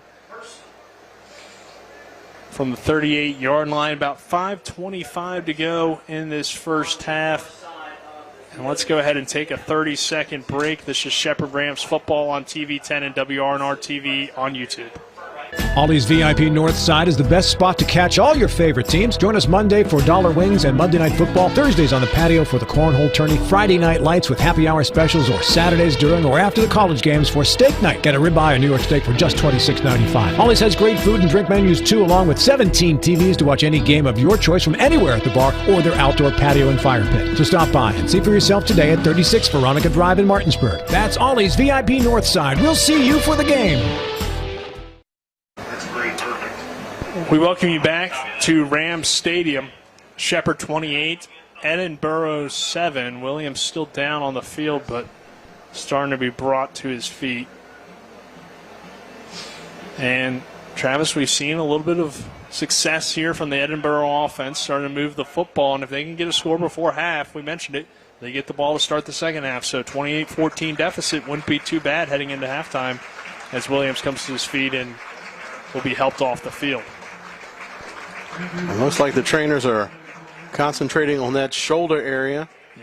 He went down in a heap of defenders, and that's one of the strengths. We talked about Williams' strengths, not being able to bounce outside, but one thing I can tell you, he does have good hands out of the backfield. 5 catches for 20 yards last week, had a big catch right there, but also a running back of his size also really helps out as far as pass protection. So curious to see how Edinboro is going to address that, because they're going to have to pass the ball a little bit to get out of here, but sorry to see Williams helped off the field. You could tell that young man's in some pain.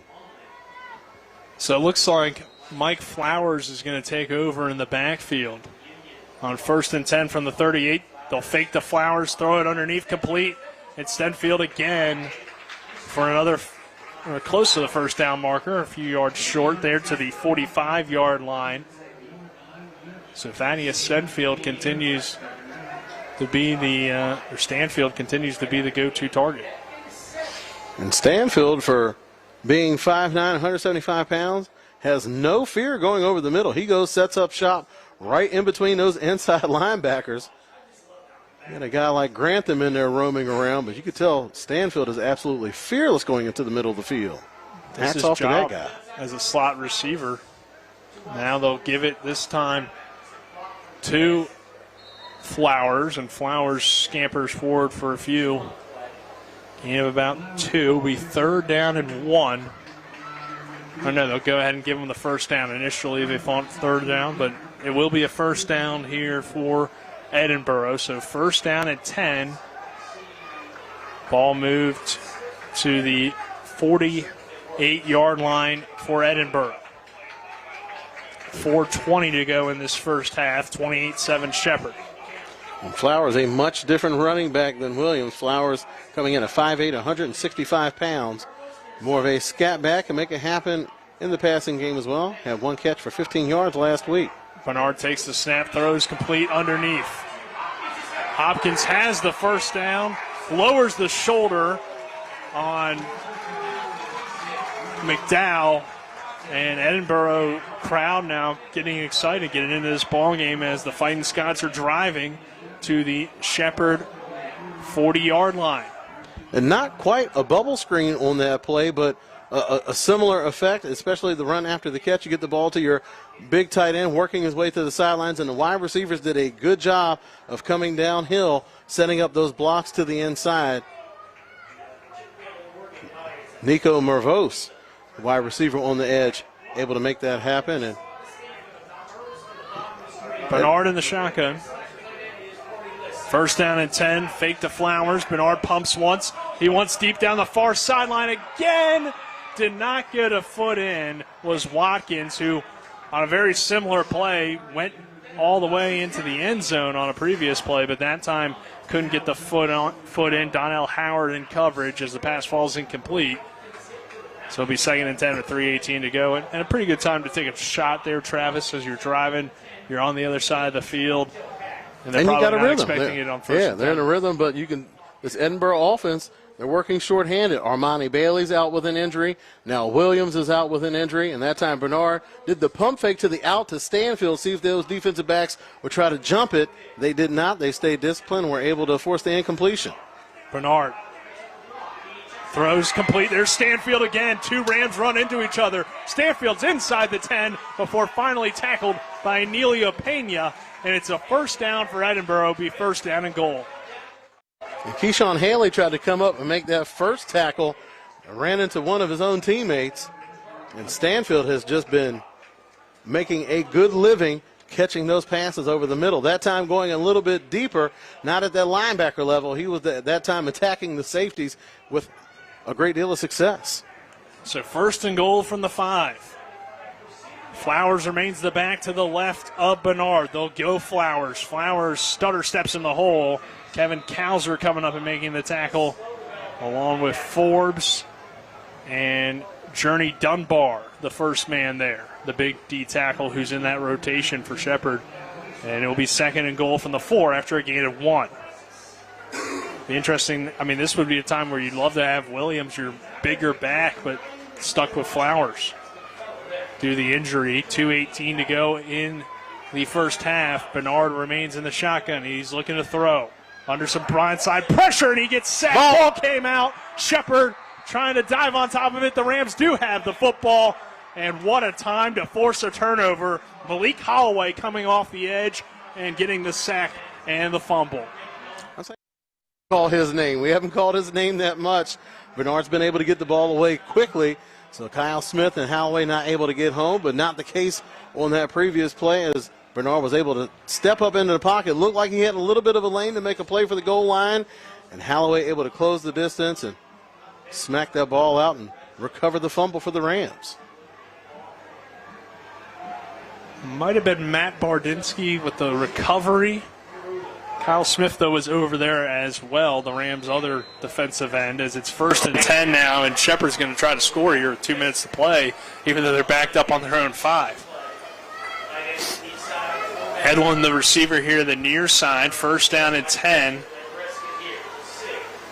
10 on the play clock. Bagent hands off to Ronnie Brown. Ronnie Brown getting some room to the outside. A flag comes in.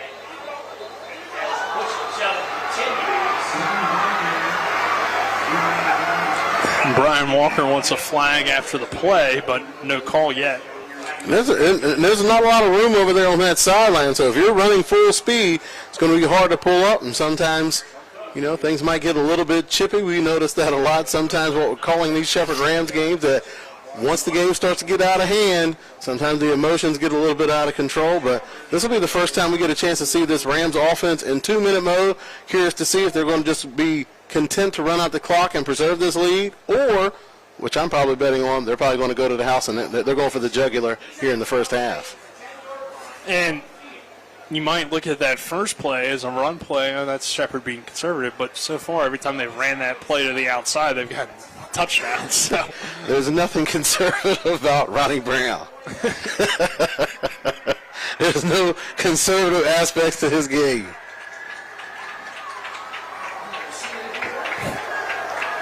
That young man is a live wire. Doesn't appear that they've moved the flag, and now they are. So there is the holding call. Oh, no, he wasn't moving the ball. He was just moving to his position. So it looks like they didn't move the ball at all, but it's second down. Agent hands it to Brown. Brown dances, gets across the 10, across the 15, and close to the first down marker. And it will be a first down. Clay Cunningham coming over and making the play. We've called his name quite a bit. He had the interception back in the first quarter. It's a first down for Shepherd. 1st and 10 from the 18. 1:35 to go, and Agent wants to go quickly, but things being slowed down by the officials. 1:29 to go. Bagent on the ball, 18 seconds on the play clock. 3 receivers set. Bagent looking to throw. Looks for Beach initially. Now steps up in the pocket, lost the football. Bagent dives on top of it, and Edinboro has the football. Bagent just lost it when he looked to throw. Coming out with the football appears to be Caden Spiegel for Edinboro. So the Rams force a fumble from Bernard, get the football back.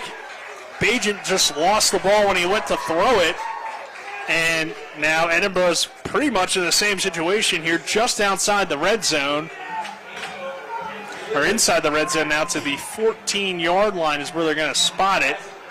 And with 1:16 to go, have that same situation where they can get into 14-point range and get the ball back to start the second half. And not too often you see an unforced error by Tyson Bagent, but it's still a warm, humid day, so sometimes that the grip may slip a little bit on the ball. You know he has strong hands, so it might have been somewhere the ball just popped out. Kyle Smith should have been called off sides, but there's no flag yet, and the Rams get a sack. It's Smith and Holloway. So the Rams will get a sack, as it looked like to me that Kyle Smith was in the neutral zone, but no flag coming in, so the Rams get the sack. It's a combo sack from Smith and Holloway, the two pass rushers. 50 seconds to go in the first half. Edinboro adjusting at the line. It's second down and long.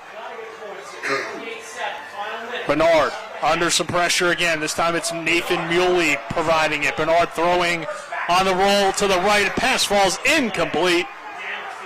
Intended for Stanfield. Looks like Haley was the man in coverage for Shepherd with 35 seconds to go in this first half. It's third down. And Haley getting there right as the ball was getting there. Looked kind of close.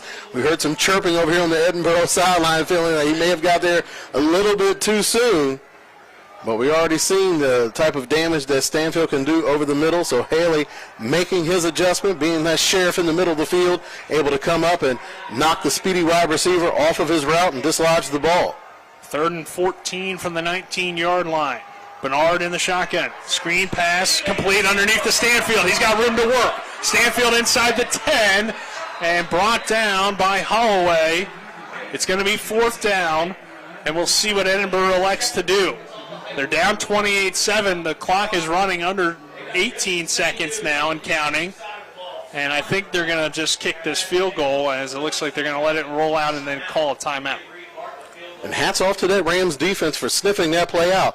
That was a pretty tough play design. You got the quarterback rolling out to his right. You have the running back rolling out to the right. Look like there's going to be a swing pass. And then you have the wide receiver working back underneath where it's almost like a smoke screen to the wide receiver.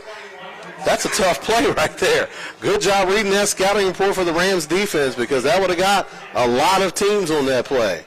I tell you what, boy, this Edinboro coaching staff, they're earning their paychecks today.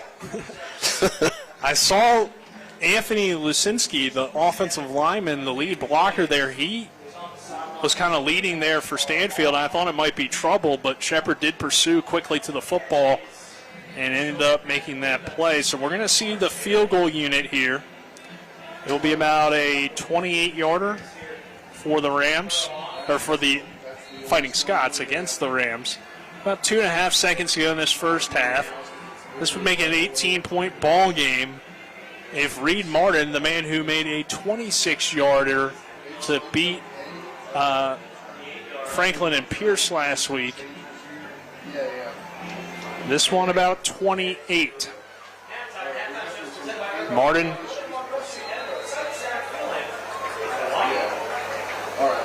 waits the snap and a whistle, and Martin will get a practice quick kick. And Shepherd's going to try to ice him, so they'll use a timeout. And you called it. Martin got himself a practice kick in. That's a smart play. That's a savvy play. You want to call that timeout last minute? That's fine. I'm going to get my range down, see if I got to make any adjustments. They need to walk away with points going into halftime. So had he played that time by Martin, I'll tell you what, he's just a high IQ football player. I do wonder if Martin is the normal kicker, because his kicks aren't nearly as impressive as his punts. And last year he wasn't their kicker as well. So you do wonder there. But they don't have a kicker listed on the roster, at least on the online roster. I didn't see a kicker listed, or a punter for that matter. So who knows? But it appears that Martin at least has the job for now, whether that be due to injury or just due to he's the best guy available. And it also helps you out in terms of scholarships, because you have one player that can serve multiple roles. It gives you some versatility with your special teams, because you can call fakes that you normally wouldn't be able to call if you had your normal run-of-the-mill kicker. You have an athlete out there, so it's going to open up the playbook a little bit. It's Martin on from 28 yards, and I think that kick might have got blocked, or at least was well short. And that will do it for the first half of play. So the Rams get the stop despite the turnover. And at the half here, 28-7 Shepherd on top. But before we do that, we will send it down to Dylan Bishop, who is with the head coach, Ernie McCook. And I don't see Dylan, but if Dylan has the coach, or when he has coach, we'll send it down to him. Dylan, you can take it away. Just waiting on Coach McCook here, see if I can get him a couple questions before halftime here. All right, Coach, 28-7 at the half. Your defense was able to keep them from getting more points up on the board before halftime there. What'd you like from your defense there? I think our defense was flying around. They're carrying things. Had one big play happen. Other than that, I think our defense is playing really well. Over 200 yards in the first half on the ground for Ronnie Brown. What have you liked from the running game so far? You know what? We're exploiting their defense, what they're doing. They're bringing all-out pressure. We get a seam. We've been able to puncture the defense and clear it. So it's credit to our offense there. You know, we're in the second half. We've got to play a second half. We've got to play well. We're still making mistakes we shouldn't make as a unit in all three phases. So we've got to be better. How are you going to clean that up? We're going to clean it up by going in here and working at it. All right, thank you, Coach. Nick and Travis, back up to you. Thank you, Dylan. And as we said, Shepherd 28, Edinboro 7. Thanks to Coach McCook as well. We'll hear from him in the post-game show, but for now we're going to take a 2-minute break. On the other side of that break, we'll have the Mansion Freddy halftime show. This is Shepherd University Rams football on TV 10 and WRNR TV on YouTube. We're back in 2 minutes.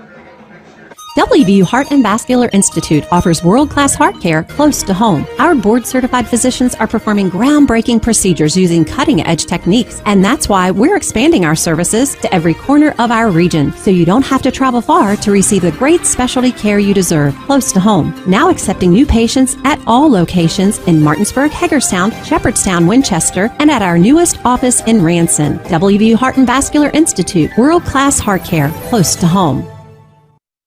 Ollie's VIP North Side is the best spot to catch all your favorite teams. Join us Monday for dollar wings and Monday Night Football, Thursdays on the patio for the cornhole tourney, Friday night lights with happy hour specials, or Saturdays during or after the college games for steak night. Get a ribeye or New York steak for just $26.95. Ollie's has great food and drink menus too, along with 17 TVs to watch any game of your choice from anywhere at the bar or their outdoor patio and fire pit. So stop by and see for yourself today at 36 Veronica Drive in Martinsburg. That's Ollie's VIP North Side. We'll see you for the game.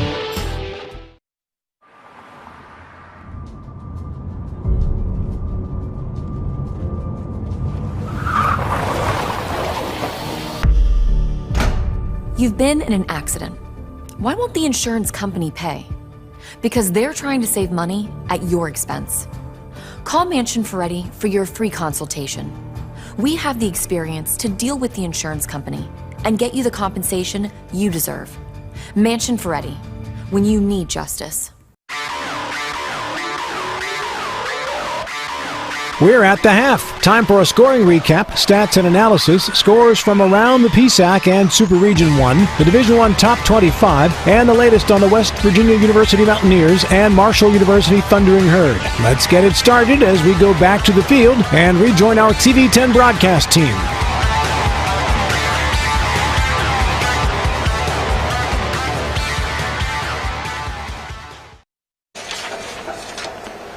We welcome you back to Rams Stadium. Nick Verzlini, Travis Smith, happy to have you with us here on the Mansion Ferretti Law Firm halftime show. Mansion Ferretti Law Firm in Martinsburg, where it's about seeking justice for you. Go to wvjusticelawyers.com. And Travis, pretty exciting first half, really, for both teams. A lot of turnovers, though, so some sloppy play on both sides. Shepherd, though, able to get a 28-7 lead here at the half, and a lot of that due to the ground game. And that's something that's going to prove to be beneficial for the Rams as they get deeper and deeper into the season. I know you have a talented quarterback. You have the Harlan Hill winner in Tyson Bagent, but there's no better friend to a quarterback than having a running game that he can lean on. Sometimes just the passing game isn't going to click for whatever reason. Maybe you're facing a team that has a good pass rush or they have good defensive backs, and it's just not going to be what it has been in previous games. So if you're able to lean on a running game and have a running back like Ronnie Brown, it is only to your benefit to use him and have him playing confidently. And that's also going to feed the confidence of that offensive line, because they want to go up there, they want to impose their will and wear down that defensive front, because it's going to make their jobs easier when they do have to drop back to pass, because it's going to take a little bit of the starch out of those defensive ends that are trying to fly upfield and get after the quarterback. But this is something I think is going to be very important for the Rams going forward, is that they're going to need somebody else on that offense that they can rely on. Tyson Bagent has to shoulder so much of the burden of that offense in the passing game. You could just look at his passing numbers, the amount of passes that he has week after week. So if he's able to have somebody else that he can rely on in that offense where he doesn't have to do it all himself, I think it's going to make him a better player, and it's going to make the Rams a better offensive team. And Bagent still is having a solid first half. I'm sure his numbers are crazy. Not too crazy, though. Okay. These are actually normal numbers, I think, for a first half of football, which typically we don't see. 12 of 18, though, that's good, 66% completion percentage. Only 102 yards, one touchdown, and was sacked once along of 24. So, and he also has that fumble. So turnovers, fumble and an interception, have hurt. But I mean, 102 yards is somewhat normal for a first half. So Edinboro, give credit to their defense; they've done some good things. And on the other side, Isaac Bernard, he does have 2 fumbles lost and an interception, but he's done a pretty good job. 12 of 22 passing, 186 yards, 1 touchdown. He's been sacked 3 times. And then we mentioned Ronnie Brown in the ground game. Brown already has 1 catch for 7 yards, but he has 10 carries for 210 yards. That's 21 yards a carry, along with 3 touchdowns, including that 73-yard touchdown. Not too bad of a first half for Ronnie Brown. I mean, just ridiculous numbers there. When we look at the receivers for Shepherd, Ryan Beach leads the way with 4 receptions, but only 1 yard on those 4 receptions, a net total. Marlon Cook, 3 catches, 63 yards. Alfonso Foray has that 1 catch for 11 yards, and Brian Walker, 1 reception for 8 yards. On the Edinboro side, It's been tough to get the ground game going. We mentioned Bernard having a pretty good first half throwing the football, but Williams, their lead back, who also left the game with an injury, he had just 8 carries for 6 net yards. So not a great start for him, and give credit to the Shepherd defense really trying to slow down this rushing attack and making Edinboro one-dimensional. Absolutely, and that's something that Edinboro uses, that running game. It's nothing where they get like big yards out of it, but if you consistently feed the ball into your running back, he's going to keep your offense on schedule. So that's going to keep you from being in second and long situations or third and long situations where, like you said, you don't want to be boxed in to those plays where the defense knows what's coming, and that's what he supplied to the offense. Also, he's a bigger body. He's going to help out in pass protection. He also has good hands out of the backfield. We noticed on that last play that he was in there before he got injured. He caught the ball out in the flats. You're going against smaller defenders. You're not in the box going against D linemen or linebackers. You're out on the edge going against corners and safeties, and you can have success with a bigger body going against guys like that.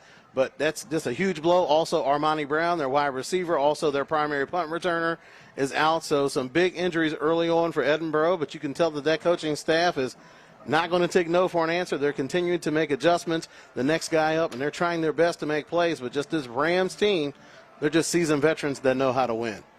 And he made that catch, too, with one hand. So it was pretty impressive stuff.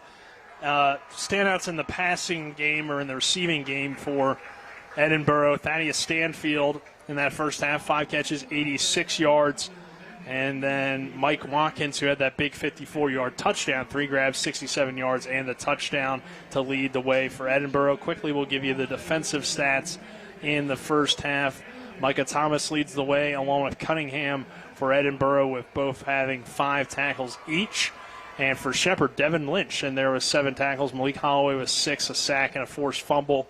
Anelia Pena with 3 tackles. Keyshawn Haley with 3 tackles. And we mentioned Shepherd had 3 sacks in the first half. Holloway with 2.5, and Kyle Smith with a half sack. So those are your statistics for the first half, brought to you by Dynamark Atlantic Security, reminding you, don't be a statistic. Protect your family, home, and business with the local alarm professionals at Dynamark Atlantic Security.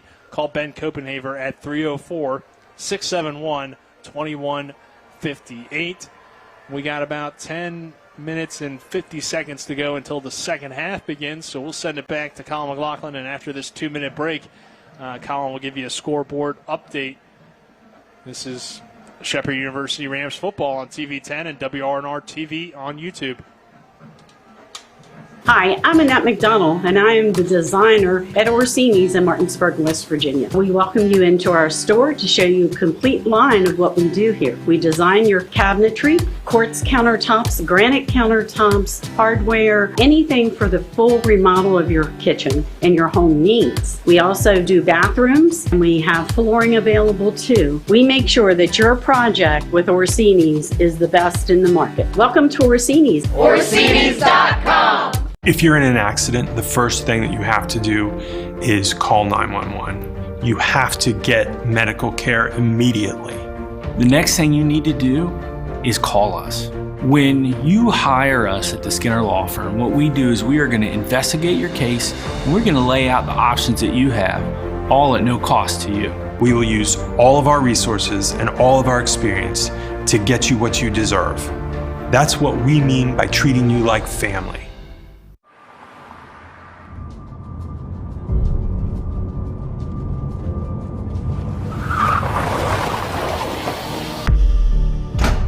You've been in an accident. Why won't the insurance company pay? Because they're trying to save money at your expense. Call Mansion Ferretti for your free consultation. We have the experience to deal with the insurance company and get you the compensation you deserve. Mansion Ferretti, when you need justice. Before the invitations and the dress, the flowers, cake, candles, or vows, there was an answer to a question proposed with a ring. Bechtel Jewelers knows that an important part of your wedding happens before the I-dos. We're a diamond store with an engagement and bridal jewelry selection that's both exciting and accessible. On the big day, there's everything else, and there's the ring. Make sure you get this one right at Bechtel Jewelers in Inwood. Welcome into the WRNR studios as it's time for the scoreboard show. I'm Colin McLaughlin. As we get into the scores at the half, it's Shepherd leading Edinboro 28-7. Let's now go and check some scores from the rest of the Pennsylvania State Athletic Conference. At the half, it is Gannon leading Millersville by a score of 9-3. Also at the half, getting ready to start the third quarter, it is Slippery Rock leading Westchester 14-7. At halftime, it is number 17 California of Pennsylvania, next week's opponent for Shepherd, leading Kutztown 10-7. Also, in the first quarter with 2:14 to go, it is Shippensburg currently leading Seton Hill 7-3. Kicking off at 2 p.m., it is Clarion at Bloomsburg. At 6 p.m., it is Mercyhurst at Lockhaven. And then at 6 p.m. as well, it is IUP taking on East Stroudsburg. Some scores in Division I football now. 25 seconds away from halftime. Number 1, Alabama, currently tied with the Texas Longhorns at 10 apiece. And Texas is currently inside the red zone of Alabama. 51 seconds to go before the half. It is Ohio State leading Arkansas State by a score of 24-9 at the halftime. It is number 15 Miami leading Southern Miss by 3 by a score of 10-7. 1:30 to go in the second quarter. Number 16 Arkansas leads South Carolina 21-9. With 51 seconds to go in the second quarter, it's number 23 Wake Forest leading Vanderbilt 21-10.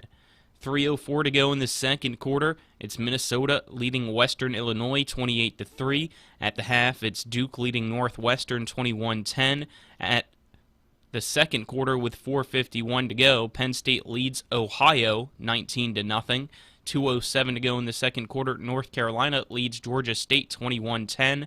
1:29 to go in the second quarter. UTSA and Army are now tied at 14 apiece. Delayed currently. Kansas State leads Missouri 14-3.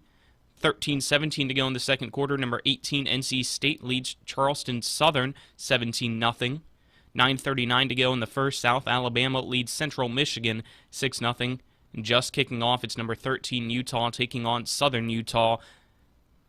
And at 2:30, Marshall will take on number 8 Notre Dame. You can catch that game on NBC. And at 6 p.m.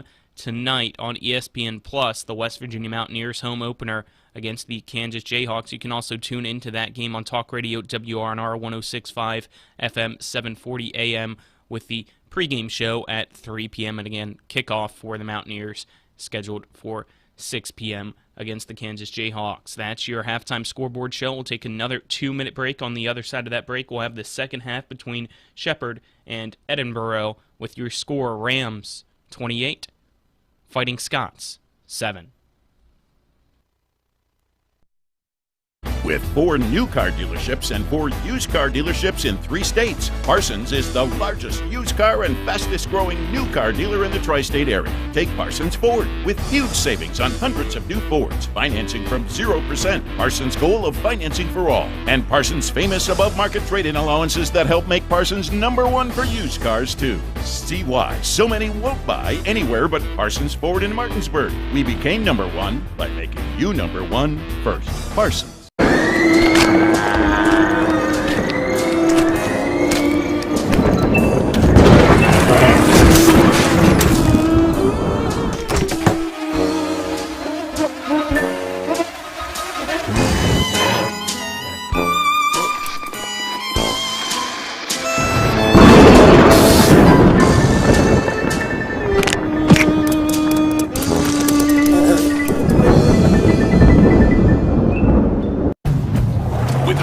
Every summer adventure is the destination. Take your adventures even farther with Honda, America's most fuel-efficient full-line automaker. For For a limited time, well-qualified buyers can get a 2.9% APR on a 2022 Honda Civic and a 3.9% APR on a 2022 Accord or 2023 HRV. CMA's Honda of Winchester, 3985 Valley Pike. CMA, moving lives forward. See dealer for financing details. Exclude Civic Si based on EPA estimate of MY20 full line automaker fleet-wide fuel economy 2021 EPA Automotive Trends Report. Larry DeMarco team at Modern Realty Results believes buying a new home requires a dedicated team that cares about your needs and concerns. Our experienced team is from the area, and we care about this community because it is our home as well. Whether it's a $30,000 home or a $3 million home, we will be hands-on and invested throughout the entire process. Thinking of buying or selling in West Virginia? We've got the tri-state area covered.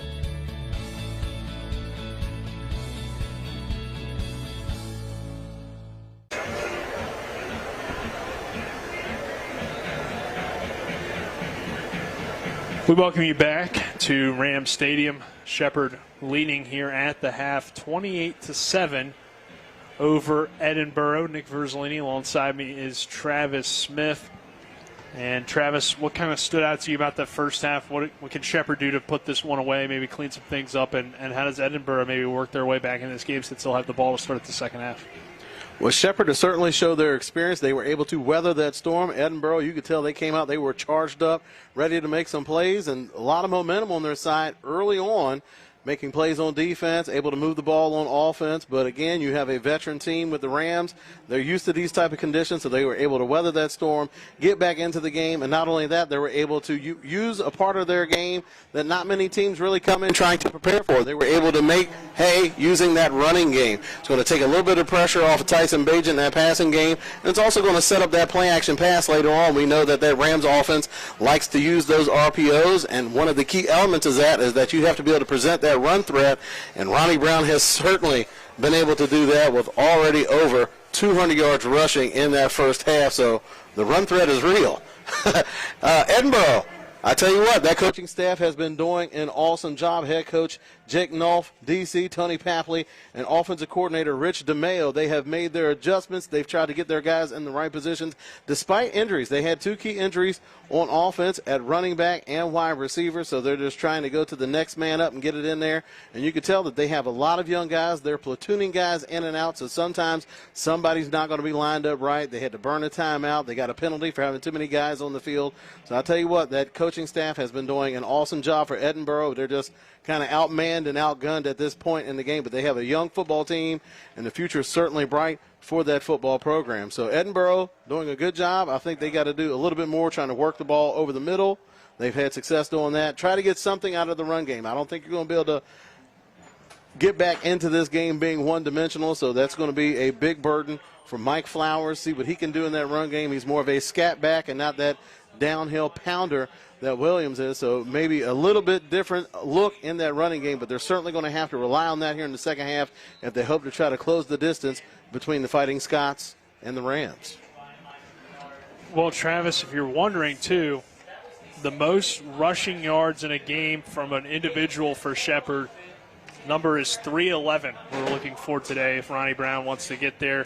Devon Wallace did it against West Virginia State on November 3rd of 2007. So Devon Wallace, you're going to see his name a lot throughout the Rams record book. So that's good company to be in, and that's sure a goal for Ronnie Brown. I mean, you already got 200 yards at halftime. So what's he at, 203? Yeah, 203. Why not swing for the fences? Hey, he could definitely do it. All it takes is really two big runs, and he's right there. And how he's ran the football so far today, it's a possibility. But Shepherd will kick it away, so we'll see the Edinboro offense here to start this second half. Our second half kickoff is brought to you by the Neon Moon Tavern, located at 4529 Shepherdstown Road in Martinsburg. Neon Moon Tavern also the host of Monday Night Mayhem, which was off last Monday due to Labor Day, but we'll be back out there this Monday. Kyle McLaughlin, Spencer Dupuis, maybe even Dylan Bishop as well. Along with the head coach of the Shepherd University Rams, Ernie McCook, Tyson Bagent, and more. Travis Bagent, the Beast, will be out there holding a arm wrestling competition.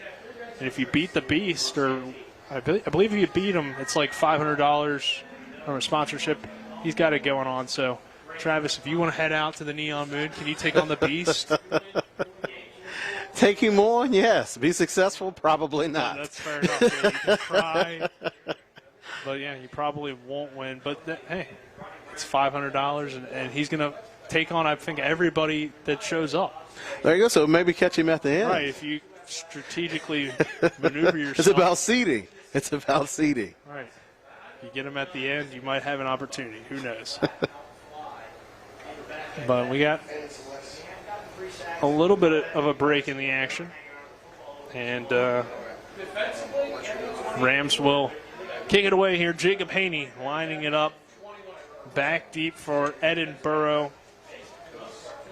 We have Martin and Stanfield. I'm sorry, Mike Watkins. I don't know where I got Martin from, but Watkins and Stanfield there. Stanfield fields it around the 7-yard line, and he's got some room out to the 30-yard line. He initiates the contact on that kickoff return. Brought down by Emilio Pena, and also in on that play is Saku Camara, the freshman from Gaithersburg, Maryland. So it'll be first down and 10 from the 32-yard line for this Edinboro offense that has shown some sparks at times today. Isaac Bernard out there. Turnovers, though, hurting them. 3 turnovers in that first half, 2 fumbles, and an interception. They've shown that they can execute on offense. Let's see if they can execute consistently on offense here in the second half. Bernard throws it, and it's incomplete. Mike Watkins was the intended receiver. Bernard, though, looked like he had guys open there on the far side. Oh, my goodness. Nico Marvokes was wide open, streaking down the middle of the field. That was something we talked about during our keys to the game. You cannot miss opportunities like that going against this Shepherd Rams team. Oh, my goodness. Wide open. 14:50 to go in this third quarter. 28-7 Shepherd on top. Bernard in the shotgun. Rams show blitz. They bring some pressure. Bernard throws quickly, complete on the first down there. Making the catch is Mike Watkins. He's got another catch and another Edinboro first down. So that time Bernard made his right read on that play and completed that pass. Whew. That's a consolation prize. Marvos is still running wide open right now. Well, goodness gracious. He's wide open as we speak. Yes. First and 10 from the 42. Bernard making adjustments at the line of scrimmage. Flowers remains the back here. Pass complete again. There's Stanfield. But a flag comes flying in. So this will go against Edinboro, I believe. Flowers. I'm thinking it's going to be on Flowers, and I'm thinking it's going to be a cut block. I know that's one of the things that they're trying to eliminate from the game. Let's see what the referee has to say, but the running back looking confused, the coach is looking confused, and I believe that might be the call. Yep. Chop block. You can't go below the waist. And it's something like if you're within the tackle box at the snap of the ball, you're offensive lineman or tight end, you can go ahead and go below the waist. But anything outside of that very specific time and area, they're going to call you for a chop block, and that was the case. And, I mean, what do you do as a running back? He's 5'8", 165 pounds, going up against a big 220-pound linebacker. I'm just a little bit of self-preservation and common sense right there. It's hard to knock the young man for that, and that's something that was common in the game not too long ago. Yeah. I mean, that's kind of how you were taught as a running back to block. But now, obviously, something that they're trying to eliminate as it's second and long here, and that penalty really hurt. 2nd and 26 from the 26 after Edinboro seemed to be getting a little bit of momentum to start this second half. Under 14 minutes to go in the third quarter. Bernard takes the snap. He's under pressure again. Rolls out to his right, avoids defenders, and throws incomplete. Devin Lynch providing the pressure. Batten in coverage, and Bernard takes another shot. It will be 3rd and 26 for the Edinboro Fighting Scots. And Bernard just doing a good job that time avoiding the sack.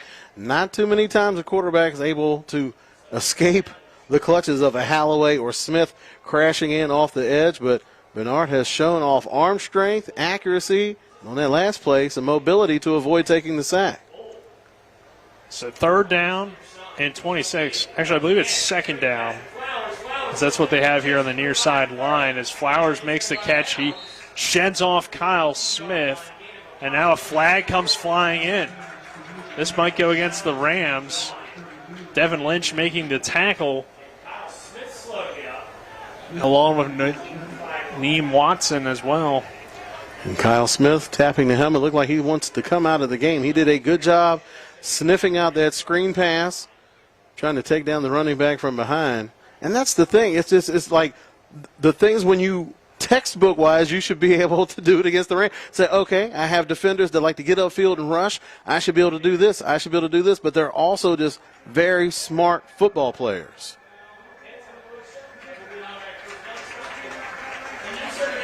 So an automatic 1st down coming on the hit out of bounds. So that will give Edinboro the first, move the ball to the 46-yard line.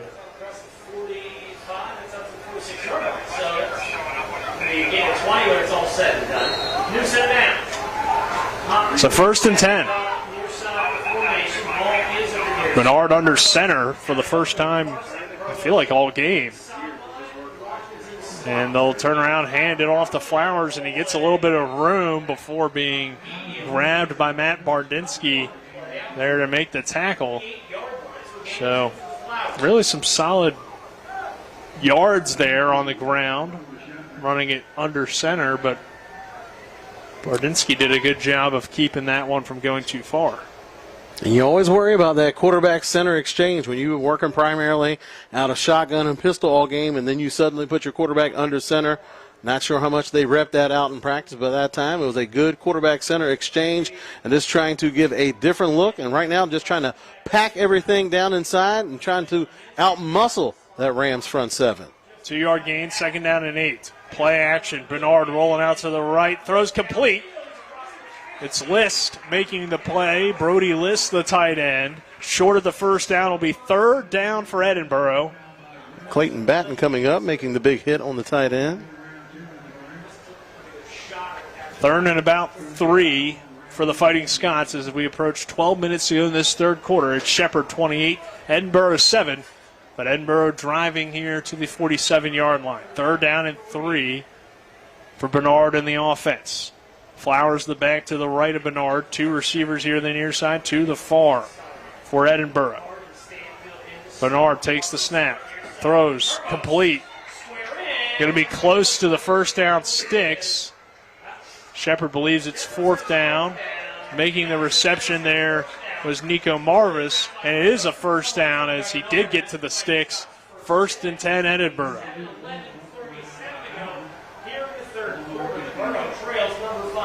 So Edinboro gets the 1st down. They move it to the 43-yard line of Shepherd.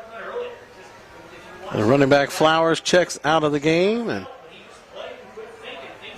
looks like they have Angelo Bartolini checking into the running back. He's listed as a linebacker on the depth chart. 1st and 10. Bernard scrambling again, under pressure again, and Mike Forbes is going to record Shepherd's 4th sack of the day. Give that one to 42.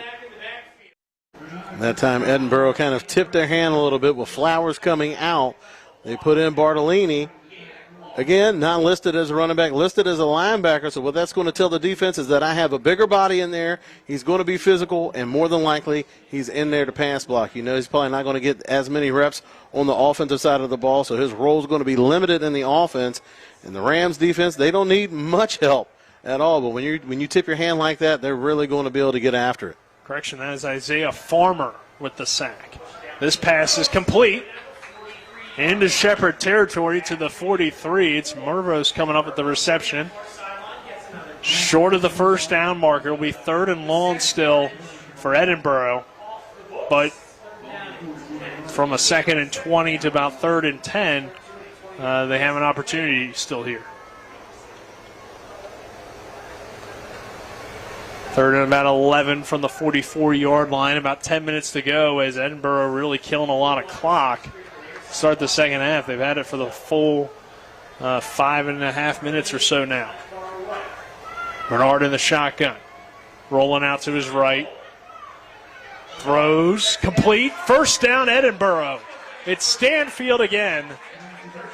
Crafting his way through the Shepherd secondary and picking up another first down for the Fighting Scots. And the Rams not playing around. They went ahead and put their starting defensive line back into the game.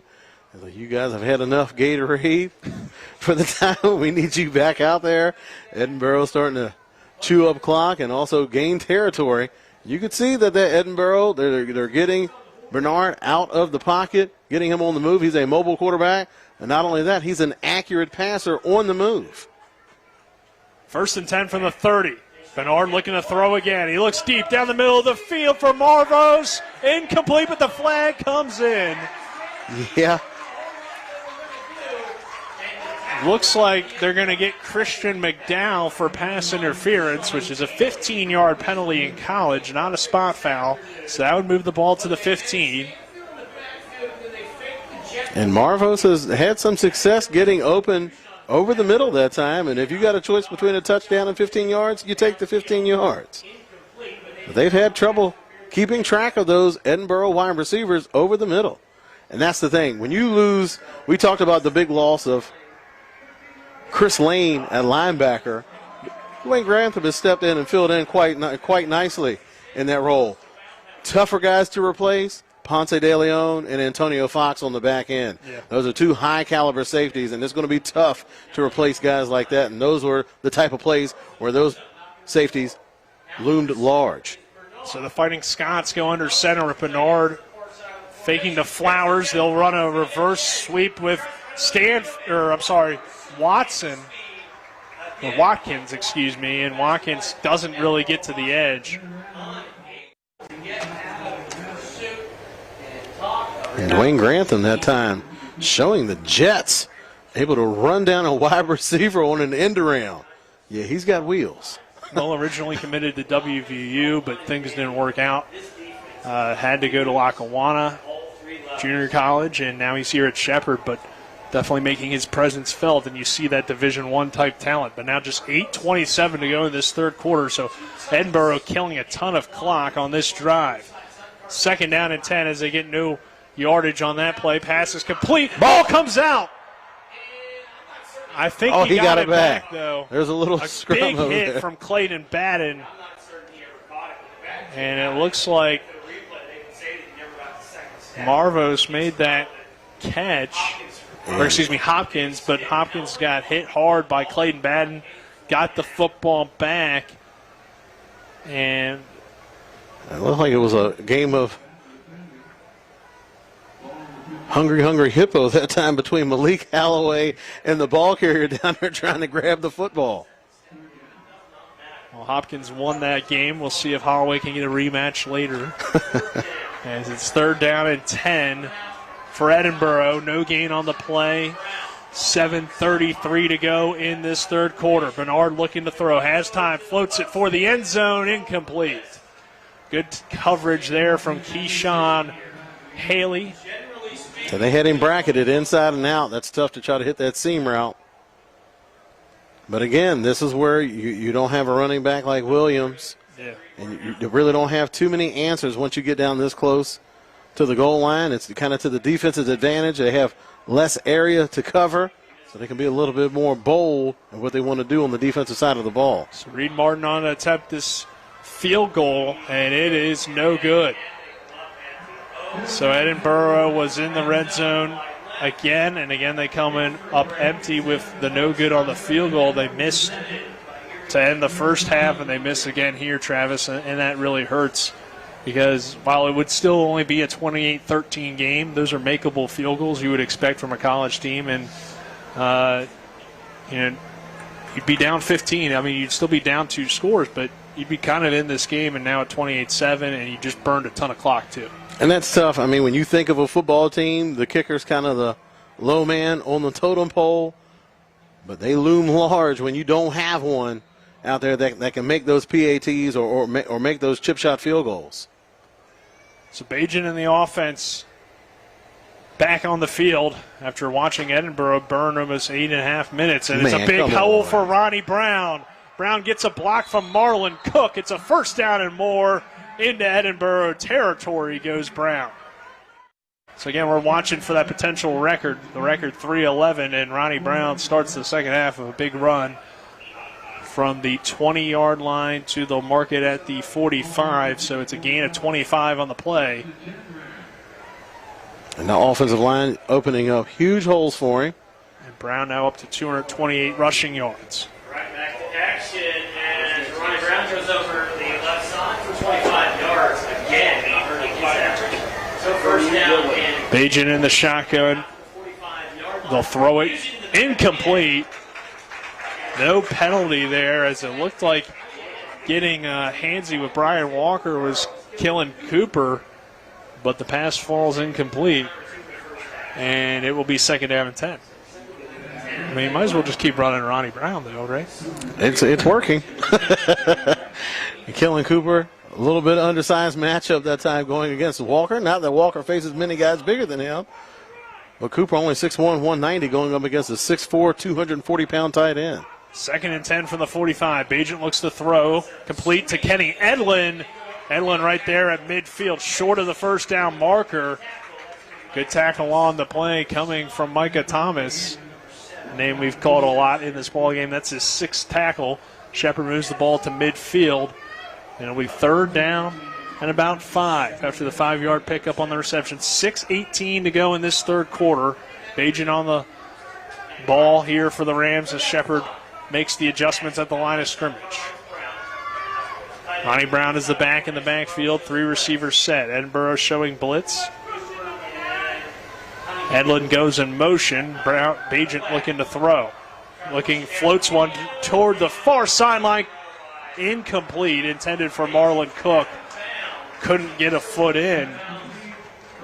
And we'll see if the Rams go to the punt unit or keep the offense on 4th and 5, and they are going to punt it. So Edinboro's defense gets a stop.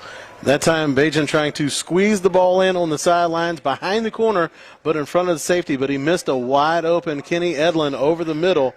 He motioned in once that blitz kind of showed his hands, once that defense kind of showed their hands with the linebackers walking up, and Edlin was able to go in, replace where those linebackers were coming from. He was wide open over the middle. So Ryan Barrick will punt it away.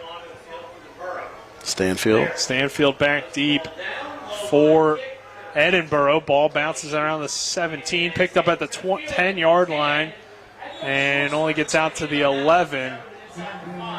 Cedric Ofrey missed the tackle, but coming over and making the play was Watson.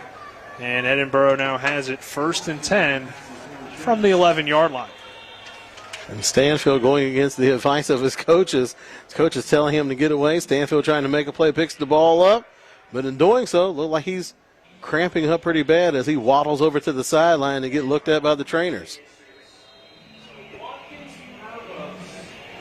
He's been a big part of their offense. They can't afford to lose any more guys on that side of the ball. 5:44 to go in this third quarter. 28-7 Shepard on top. 8 seconds on the play clock.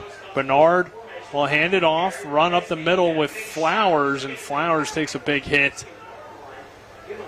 Keyshawn Haley coming up and laying the boom. And now Haley a little slow. We get up our third quarter, presented to you on TV 10 by Smallwood and Small Insurance in Martinsburg, your total insurance solution. At 121 Administrative Drive, call 304-263-3361. 28-7 our score. Shepard on top. Edinboro with the football now. Second down and 6 after a 4-yard gain. For Flowers. Bernard in the shotgun. Sends Hopkins in motion from left to right and now throws it. It's intercepted by Kyle Smith, and Smith will take it into the end zone. Touchdown, Shepard. The big D lineman read it all the way as they tried to get Hopkins in the flat, but number 11, Kyle Smith, was there, and he takes it in to make it 34-7 Shepard with 4:58 to go in this third quarter. Smith was waiting for that. You can tell that young man did his film work this week, read that scouting report. He was ready for that play. That's the second time that they've tried to test him. Not that you really have a good choice. You got Holloway on one. I will go at Smith first, let alone go back to him again, because he almost sniffed out the screen pass the last drive that Edinboro had. And this time he's able to make them pay when they try to do a little drop-off pass over the top of him. And he has tremendous hands, tremendous athleticism, and was able to reel that ball in and take it to the house.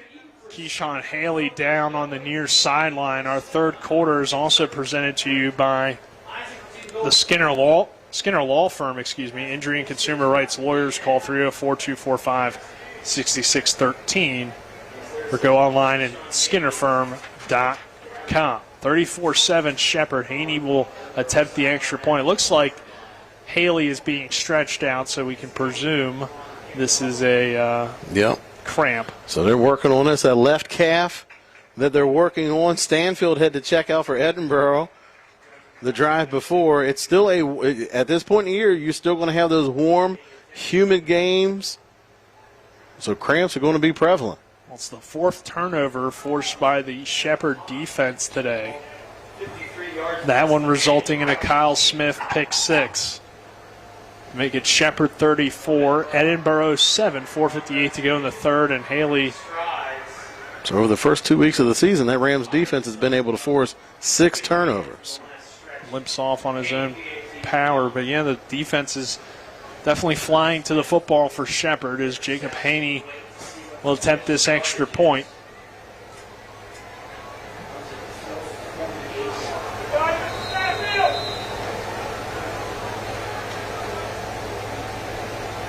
And after the injury, we'll have the extra point from Haney. It is up, and it is good. So Shepherd 35, Edinboro 7, 4:58 to go in the third quarter. We will take a 60-second break, and when we return, we'll have more Shepherd Rams football action on TV10 and WRNR TV on YouTube. Hagerstown Ford continues to be your leader in car sales up and down the I-81 corridor. We will beat any and all competitors' prices. We've made buying a new car easier than ever with one-day delivery better than Amazon and a return policy better than Walmart. Your satisfaction is our guarantee. If you don't like it, simply return it and we'll come pick it up. No questions asked. Why would you shop anywhere else? At Hagerstown Ford, we take great pride in our community and supporting our local student athletes. That's why Hagerstown Ford is the official car dealership of Shepherd Rams quarterback Tyson Bagent. Our remote buying process has made new car shopping so easy, you'll never even set foot in a dealership. Simply go to HagerstownFord.com and click on the car you want to buy it, or use the Axle Auto app. It's that easy. You can order your new car on any device. Go to HagerstownFord.com and get your new car signed, sealed, and delivered from Hagerstown Ford. We welcome you back to Rams Stadium. Shepherd 35, Edinboro 7. Haney with the high kick. They'll call the fair catch at the 30-yard line by Caden Spiegel, who had the fumble recovery earlier. And Spiegel tried to return it, even though he called for the fair catch. You see the Rams, they did this similar adjustment in their first game of the season versus Southern Connecticut, although for different reasons, because Southern Connecticut was able to mount some really good returns. But the Rams learning that lesson, like there's only a small chance for Edinboro to get back into this game, and that's, getting some big plays, and any special teams play is a potential to get a quick score, so you go ahead and just completely smother any chance of Edinboro getting back into that. You do a pooch kick, force them to take the fair catch with a guy that's probably not used to catching the ball. You go ahead and just eliminate that threat altogether. So Bernard looks to throw, fires complete underneath to his tight end Hopkins, and Hopkins lowers the shoulder on a man, and Nelia Pena forced him out of bounds. Looked like receiving the hit on the other end was the freshman Camara. So it'll be second down here as they move the ball to the 37. 8-yard pickup will be second down about 2. And Hopkins really having a big game so far today. Last week kind of quiet, only 1 catch, 11 yards, but has been much more involved in the game plan so far today.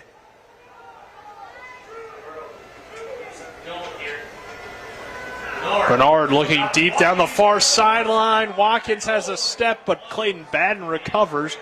And Watkins ran into the official there on the sideline. Batten, of course, really started making an impact toward the end of last season for Shepherd.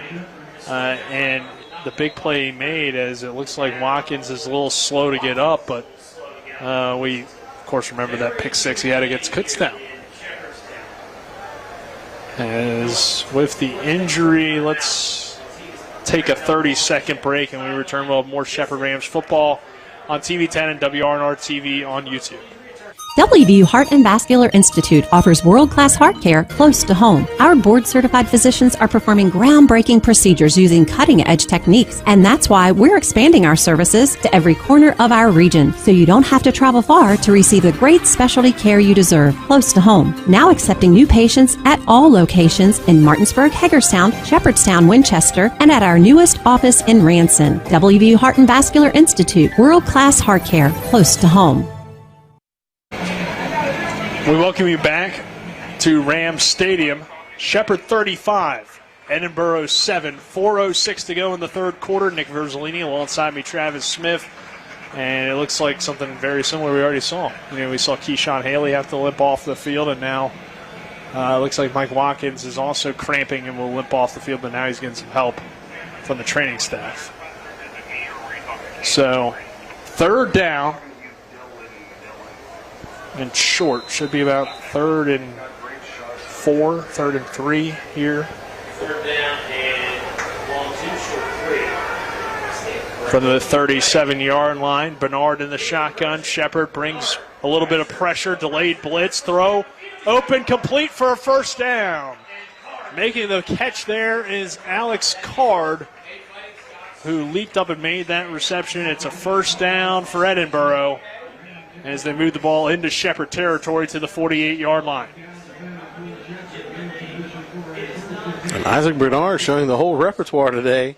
Not only is he mobile, not only is he accurate, has a strong arm, but he's also willing to stare down the barrel of that blitz coming in, take the hit, just so he can get that completion.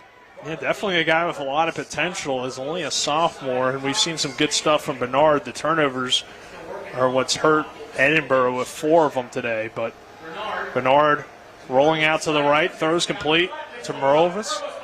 Mervis gets off a few Shepherd defenders and goes inside the 35 down to about the 33. He's tackled on the play by Neem Watson.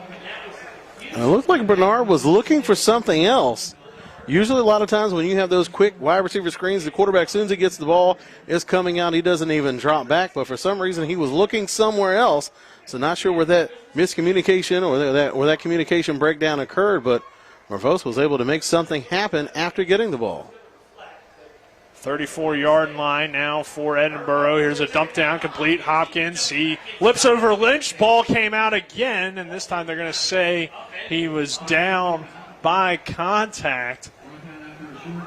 So, at this point, Edinboro's pretty much gone one-dimensional with the injury to running back Anthony Williams. We've seen a lot of different guys just kind of filling in as it looks like blockers on pass plays.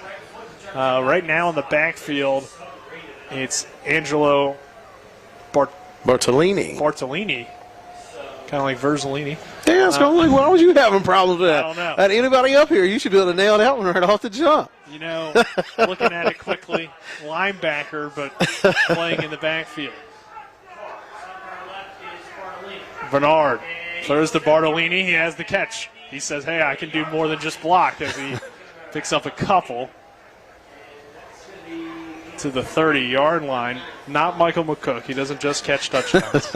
A little bit more versatility to his game. Catches 3-yard outs. So a minute 48 to go. 35-7 Shepherd on top. Edinboro again getting a pretty decent drive here to the 30-yard line. Third down at 6. Bernard in the shotgun formation. 3-receiver set. Bernard under some pressure, dumps it down. Bobbled and incomplete. Hopkins couldn't haul it in. Danger throw by Bernard. Yeah. You don't want to throw lollipops over the middle when you got guys like Grantham in there roaming around. You mentioned Dwayne Grantham, 3 picks in 2 games, 2 of them against Southern Connecticut State, and then he had a big one earlier in the game when Edinboro was driving on a 3rd down. He came out with an interception. 4th down and 6. This is out of field goal range for Edinboro. At the 30-yard line would be about a 47-yarder, so they're going to go for it here. Down 35-7 as well with 1:28 to go in this 3rd quarter. Bernard takes the snap. Has a little bit more time, dumps it down underneath to Flowers. Flowers inside the 20. Cuts off one tackler, has the 1st down for Edinboro, down to about the 13-yard line. So on 4th down and 6, the Edinboro Fighting Scots pick up a 1st down, and then trying to get off the field was Thaddeus Stanfield, but he just fell down because he's locked up. Yeah, he's going to have to be helped. And Flowers, you're starting to see why they like using him out of the backfield. He's very shifty in open field, a small target to hit, and that time he's able to pick up some good yards. Yeah, Mike Flowers, the 5'8", 165-pound sophomore from Newcastle, Pennsylvania. Went to Union Area High School. You got a feel for Stanfield because it looks like both of his calves are cramping up. Oh, man. I do not envy that young man. Just holding up, asking the trainer, which one do you want to work out first? I got cannonballs in my calves right now. You got a feel for Stanfield, but the good thing is it is just a cramp. So yes. Nothing too serious to deal with there. As Flowers the back to the left of Bernard here. 1st and 10 from the 11-yard line. Bernard takes the snap, fakes to Flowers, pump fakes. Now rolls out the left. He's got some open room. Bernard tucks it down and takes a shot as he heads out of bounds around the 6-yard line. Probably not what they want Isaac Bernard to necessarily do there. He kind of like braced himself for the hit instead of just going out of bounds. Yeah, make a decision on that one. If you're going to cut it back, cut it back. If you're going to get out of bounds, get out of bounds. But what you don't want to do is run to the sidelines and stop and let the defender tee off on you. Pena is strong coming up on the run. He's a tough defender. You don't want to give him a shot like that. You certainly don't want to expose your quarterbacks to hits like that. 2nd down and about 5. Bernard takes the snap, looks to throw. End zone, floats it incomplete. And Edinboro gets the flag. A delayed flag comes in. The defender just tackled Mervos. Yeah. Looks like that was either Pena or Lynch that was in coverage on that play. 20 seconds to go in this 3rd quarter. 35-7, Shepherd on top. Edinboro's pretty much had the ball this whole 3rd quarter. The Rams had one little quick drive, and that was followed by the only score in the 2nd half coming on a Kyle Smith interception. There's no flag for pass interference, apparently. So they pick it up at 35-7, 2nd down and 5. Flowers remains the back for Edinboro. Mervos, the receiver, along with Tegan Brown to the far side. Hopkins in there at tight end, also on that far side. Nobody lined up to this near side for the Fighting Scots, who are now having a conversation with the officials on the far side. The coach not too happy with that conversation, considering that his guy was on the bottom of the pile. I'm sure asking them, how is that not pass interference? Yeah, I definitely thought it could have been. Bernard lines up under center with Flowers in the backfield. He now shifts both tight ends to the near side.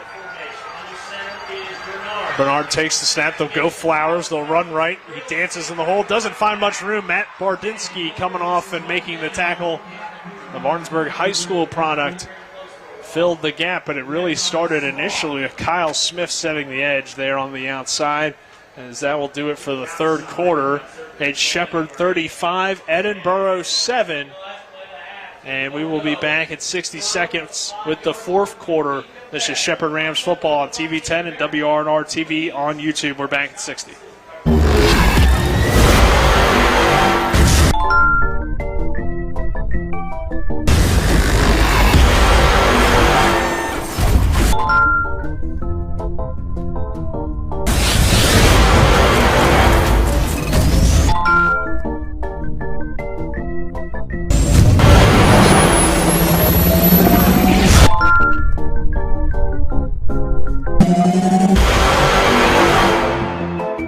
Are you considering selling your home and don't know where to start? Then call Chris Ross and the Milestone Real Estate Group at Keller Williams. A Martinsburg High School graduate, Chris knows the local market, and he's proven it as #1 real estate team in West Virginia in 2019. Phone Milestone Real Estate Group at Keller Williams at 304-579-7349 or go to callchrisross.com. Let's celebrate your real estate milestone together.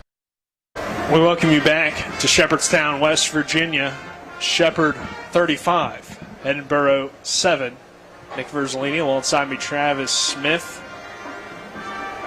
Shout out our crew again, the Hall of Famer, Matt Miller on camera, along with Spencer Dupuis, our on-site producer, Dylan Bishop down on the sidelines with Caden Kemp and Braden Schaffner running our end zone cam. Big thanks to everybody for helping us out. 35-7 Shepherd on top over Edinboro. Edinboro, though, driving here, Travis. It's 3rd down and about 5 from the 6-yard line. The taller receivers in Brown and Mervos out wide for the Fighting Scots. Bernard under pressure, tries to get it to Hopkins, I believe, but it fell incomplete. Also could have been really intended for Brody List as well. Both tight ends kind of in the area, but essentially I think he just kind of threw that one away and hoped maybe somebody would come up with it. Not really what you want to do is loft one in the middle of the field. And that one, just an unusual alignment for that Rams secondary.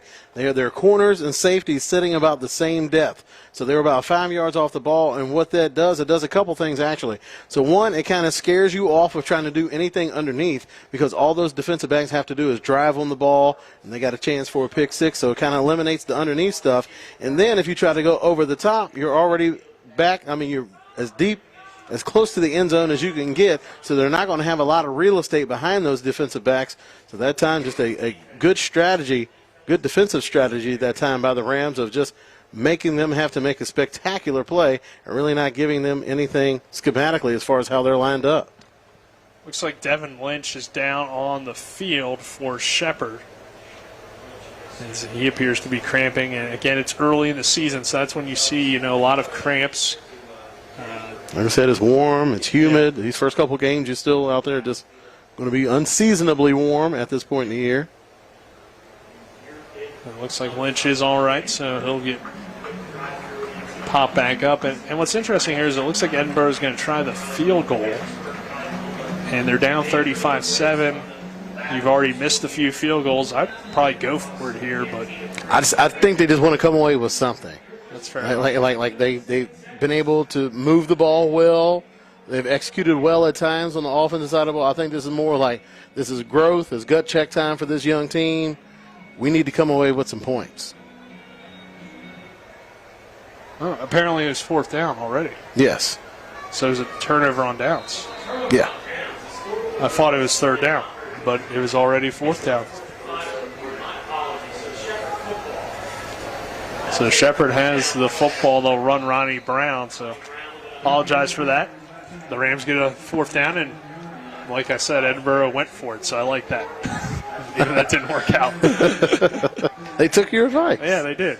It was just, I was a play behind there. I think what happened was when the field flipped, scoreboard never changed to the next down, so we were down behind on the scoreboard, and then I kind of just lost track as well. And there's been some ongoing issues with the scoreboard so far today. They're doing their best, Travis. Oh, I agree. I'm blaming the scoreboard. You're I'm not blaming the technology. Yeah. I like that. Ronnie Brown bounces it to the outside, close to the 1st down marker, and now after the play, looks like Michael McCook got into it with Diaz. And that should be a holding penalty that will bring this one back. That's going to be holding on number 70, Wyatt Pelicano. One of those new starters up front for Shepherd. And that's one of the things sometimes, although the offensive lineman gets called for the holding play on that, sometimes it's not the offensive lineman's fault, because when that running back bounces it outside, that's not where that lineman was expecting him to go. So he wants to set up inside and get inside leverage. He had that block there, but when the running back goes outside, you're still engaged with that blocker. So as soon as he turns his shoulders to make a play on the ball carrier, that's going to be a penalty. So that's a tough penalty right there for the young offensive lineman. 2nd and 7, Bagent looking deep for Ronnie Brown. He makes the catch, takes a hit as well, and lets him know that he's still eating. First down for Shepherd.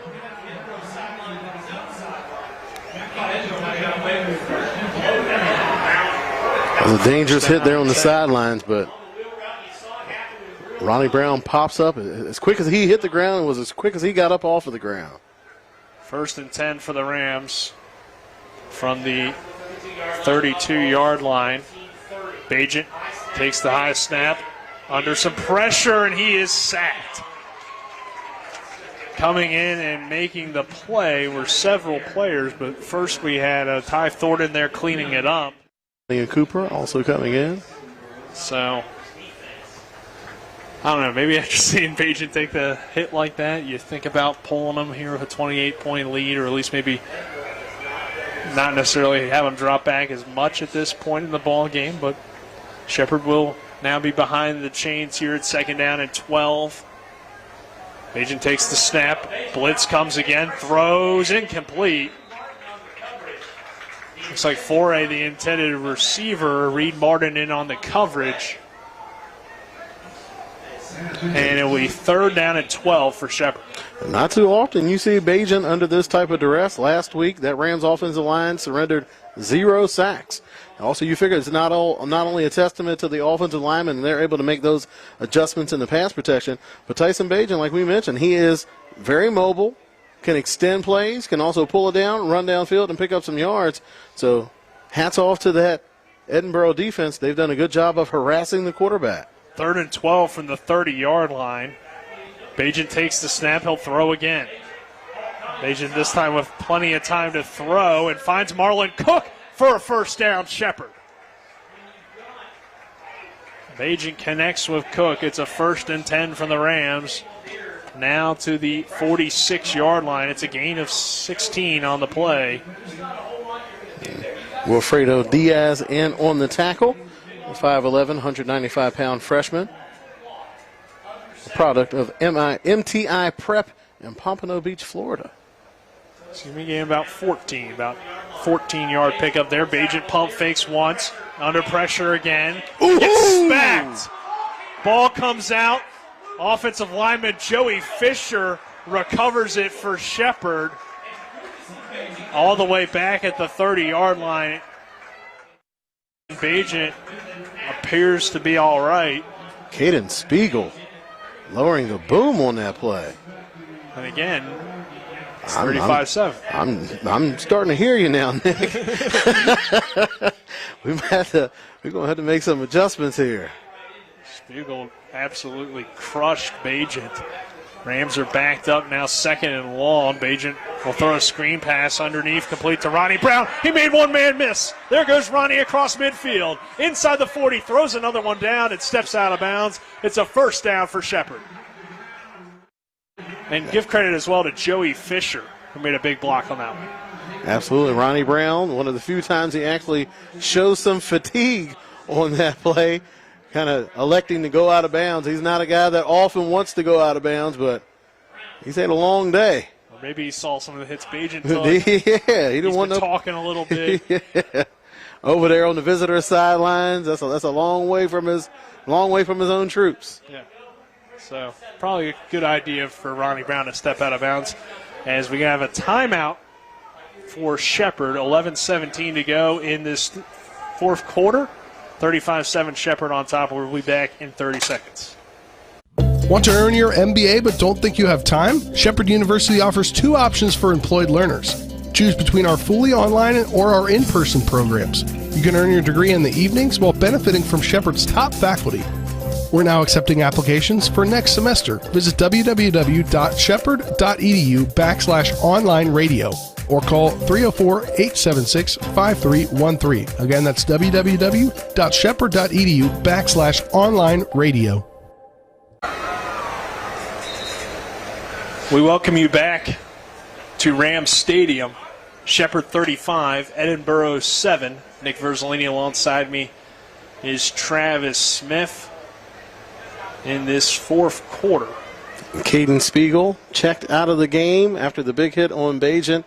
Looked like he was out there on the field during the timeout trying to shake out the cobwebs, and you see the trainer take his helmet away, and that's usually not a good sign as far as the player possibly returning to action. I think Caden Spiegel is going to be done for the day. No complaints from Tyson Bajent. First and 10 from the 38. They'll go Ronnie Brown up the middle. And Brown fighting forward for a gain of about 2 or 3 on the play. Not much room on that run. Our fourth quarter presented to you on TV 10 by Smallwood and Small Insurance in Martinsburg. Your total insurance solution at 121 Administrative Drive. Call 304-263-3361.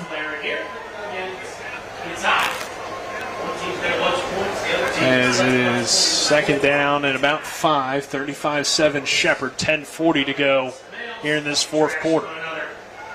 Bajan in the shotgun formation, ball on the 33-yard line. Brown the back to the right of Bajan. He throws quickly, complete to Ryan Beach. And there's Reed Martin with another big hit. Tell you what, this Edinboro team, they bring the thump on defense. They're flying around, and it started, they set the tone in the first quarter. They've continued to do it here in the fourth quarter. Despite the score, they're playing 100 miles an hour. It's a credit to those young men out there on the field. It's a credit to that coaching staff keeping those young men motivated. And they have played those little quick screens very well. That's a big part of that Rams offense, and Edinboro has done a good job of taking that away today. Bajan in the shotgun formation. Brown moves into the left of Bajan. Brown takes the snap, throws deep for Marlon Cook. Cook leaps up, and he makes the catch at the 1-yard line. What a grab by Marlon Cook. Good throw. And you took the words right out of my mouth. That was a tremendous throw by Tyson Bajan. He's on the opposite hash mark, and he's able to throw the ball over to the opposite sideline. Perfectly placed with Marlon Cook going up to the top floor to bring that one in. Cook doing a good job of hauling that pass in traffic and puts the ball down inside the 5 for this Rams offense. McCook in the game. You know what he does. He know what he does. But they'll give it to Ronnie Brown. Brown dancing to the outside. Does he have the speed to get there? No. Diaz that time winning the battle for the first time today. And that will bring up second down and goal for the Rams. That seems to be the one way to slow down Ronnie Brown is exhaustion. You just let him get 200 yards in the first half. You take some of the steam out of him in the second half. So second and goal from the 3-yard line. Bajan in the offense looking toward the sideline. 15 seconds to go on the play clock. 8:48 and counting to go in this ball game. And we got another Shepherd timeout.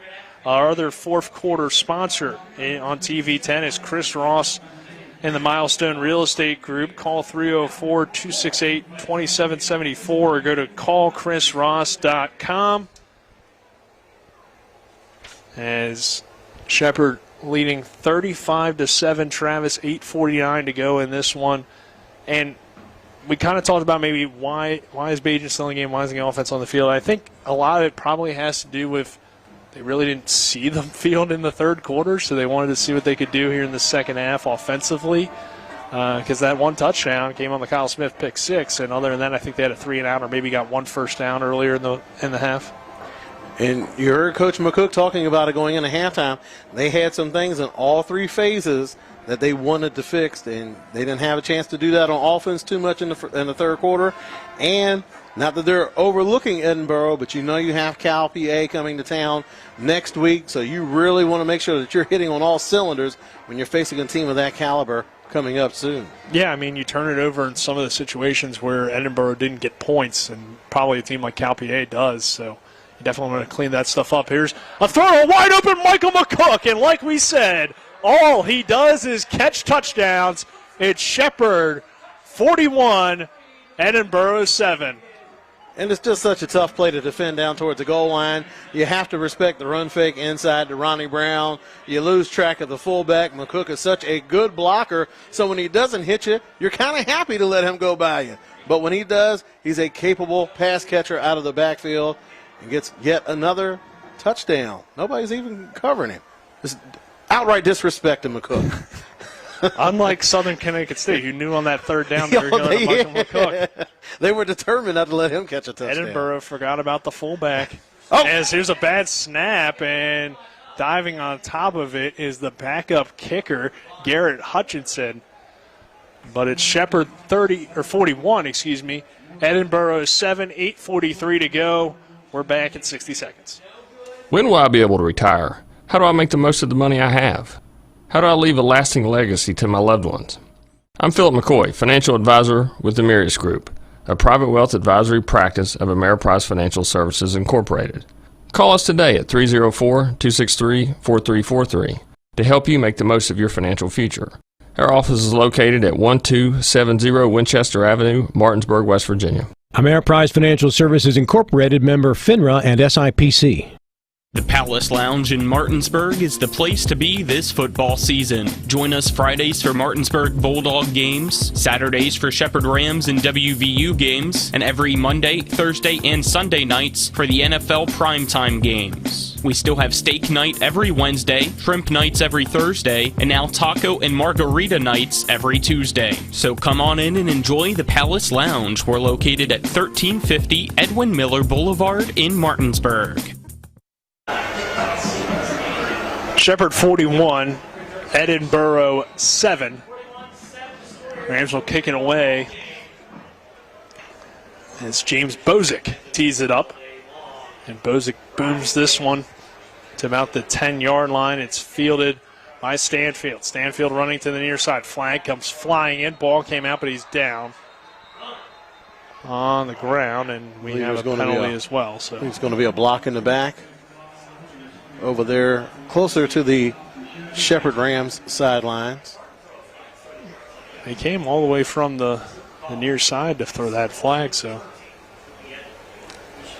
good eyesight there by the official here on this near side. 8:35 to go in this fourth quarter. It's Shepherd 41, Edinboro 7.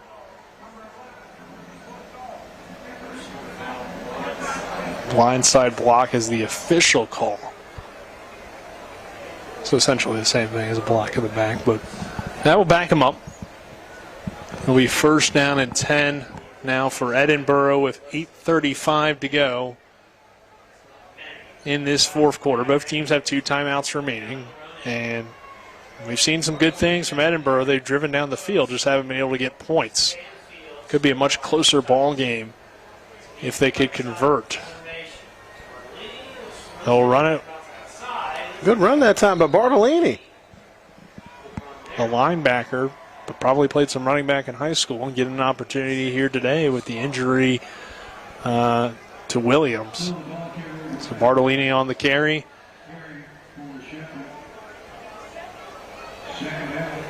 And this kind of reminds me in some ways of how Shepherd executed a lot in that first half against Southern Connecticut State, but couldn't put the points up every time, and it could have been much worse score at times. But in this case, Edinboro's had a few opportunities to make things a little bit more of a ball game, but just haven't executed. As they'll hand it off, there's Bartolini again. He lowers the shoulder.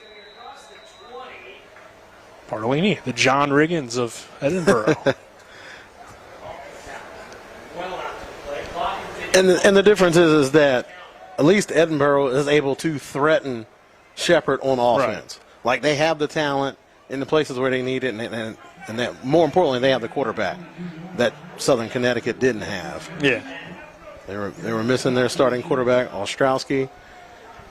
They had a young quarterback in, they had the senior quarterback in, and just you're not going to have access to your playbook the way you would if you had your full-time starter in, because they're just not going to get the reps at practice. It's kind of crazy, though, that this Edinboro team only has 17 points this season. because they clearly have some good talent. And there's Stanfield making the reception out to about the 49-yard line.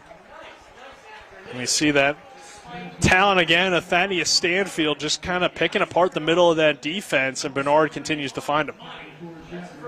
And that time able to go up top in traffic and pull that pass down. The young quarterback showing confidence in his wide receiver that time. And again, it's just Isaac Bernard. Certainly a player to watch in the PSAC. Yeah, this is a team that is very young. Like we said, only 2 of their 22 starters on the 2-deep are seniors. So, I mean, they got a lot coming back for next year, and this year they still want to be competitive.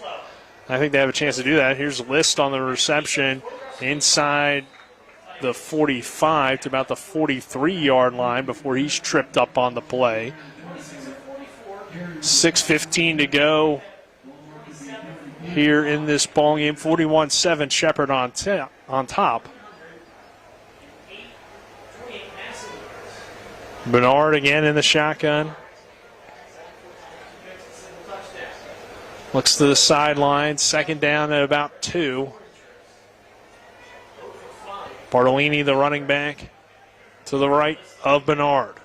3 receivers set. Play action. Bernard wants to go deep down the near sideline for Watkins. That should be pass interference, and it is.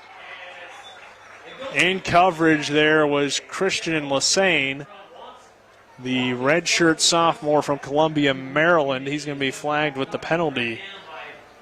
And this has been an issue for Shepherd really dating back to last year. It wasn't an issue in game 1, but they had a lot of pass interferences last year, if you remember, Travis. And, again, you'd rather have pass interference than a touchdown in college, but still you like to not avoid a penalty both. you want to get. Yeah, that's something you want to avoid altogether, and it's kind of an anomaly. Like when you look at that Rams defense, because they do such a good job of getting pressure up front, you don't think that situation will kind of present itself that often. But like you said, a lot of times the corners get a little bit too physical and pull down wide receivers and pick up those big 15-yard penalties. 1st and 10 for the 27. Bernard wants to throw again. This time he's under pressure. Throws to the near side, incomplete. Good coverage that time by Derek Adames. That time looked like a miscommunication between the quarterback and his wide receiver. Watkins ran the comeback. I think Bernard was thinking that he was going to continue down the field. So those two not on the same page that play. 2nd down and 10 for Bernard in the offense. Ball on the 27-yard line of Shepherd again. Edinboro has it in Ram territory with 5:34 to go. And all kinds of play signals going in for the Edinboro offense. They have the big cards on the sidelines. Coaches using hand signals. Bernard takes the snap, throws complete. That time Watkins hauls it in on the comeback route, and it is close to the first down marker.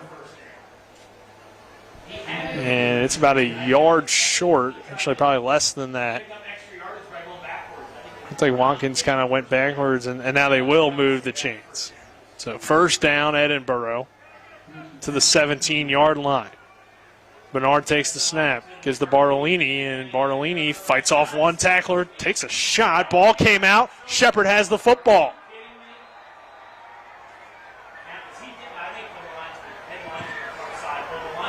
Well, Bartolini's helmet comes off, so he's going to have to come out. Flowers checks back into the game. You can certainly tell Bartolini has ability, a little bit stiff, but you figure he's probably not getting a lot of reps at running back, but with Williams out and the way he's down here on the sideline with his arm in a sling, it could be he's out for a while. So, but we say that, Travis, and their punter and kicker is listed as a DB. So just because you're listed as a linebacker at Edinboro doesn't mean you just play linebacker. Perhaps a little gamesmanship that time by the SID at Edinboro. Play action, pass incomplete, broken up. Good coverage there for Shepherd. That looks like that was Kelvin Mendez, the redshirt freshman from Gainesville, Virginia. Mendez getting a little bit of playing time. Grantham not out there, along with Kevin Cowser not out there as well for the Rams as we got 3rd down and 6 from the 18-yard line. Bernard in the shotgun formation. He'll take the snap. Bernard looks, throws near side, incomplete. He wanted List, and a flag comes in from the secondary. I believe it's going to be offensive pass interference. It looks like the freshman Omari Terry was in coverage there on Mervos. I think he's going to get offensive pass interference there. And Mervos gave him the business. Defender did go flying, so probably didn't do that himself. Terry, the freshman that Coach McCook and the Rams are pretty excited about his future, has gotten a lot of playing time early in the season.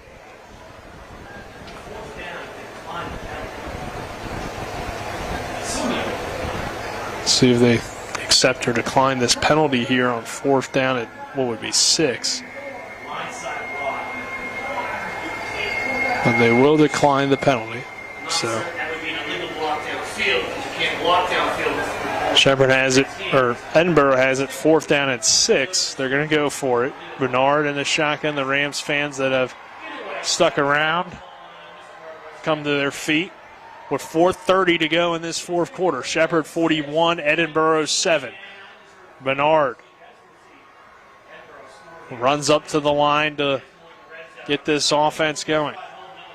Stanfield and Watkins here to the near side. Bernard takes the snap, has some time, throws toward the end zone, intercepted. The wide receiver fell down in Stanfield, so this will be called back. I just think the Rams secondary is just tired of covering the guy. It's like, you know what? You run down here, we're just going to tackle you, and we'll just take the loss. They're tired of messing with him today. Terrell Lindsay did come up with the interception, but that will be taken away. And honestly, I mean, it's hot out there on the field. Like, Stanfield's been running all over the field. I don't really blame him. It's like, man, just too much. All right, so according to the big play cards on the side, we're going to see Frisco left, whatever that is, for the Edinboro offense. You can't give that away, Trent. Oh, yeah. Well, they're giving it away. They're holding it up in public. They do, yeah. 1st down and goal from the 2-yard line. Bernard takes the snap. Bartolini is stuffed. Coming up and making that play, big Omari hit. Terry, the freshman. And you see why there's so much hype around him. His helmet came off, so he'll have to run off. But, I mean, Terry just, a freshman who only stands at 5'8". 185 pounds, so he's stocky. He hits my boy, Bartolini. Man, come on. I had it down, and then I decided to change it on. Bartolini in the backfield. Bartolini's filled in nicely. He has, but couldn't get in there as he loses 2. 2nd and goal from the 4-yard line. Bernard throwing. End zone. Incomplete. They wanted Marvos, but pass fell incomplete. It'll be 3rd and goal from the 4. 3:45 to go in this 4th quarter. Edinboro yelling out the play here.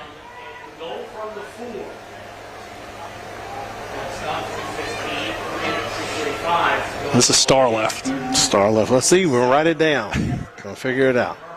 That could mean anything, though, yes, for all we know. Yes. Or nothing at all. It's true. 3rd and goal from the 3. Bartolini gets the carry, and he is stuffed. It'll be 4th down and goal. And again, it's Journey Dunbar. Seen a lot of good plays from him on the interior. Got a fumble recovery earlier in today's game. So 4th and goal from the 4-yard line. No gain on the play for Bartolini with 3:20 to go in this 4th quarter.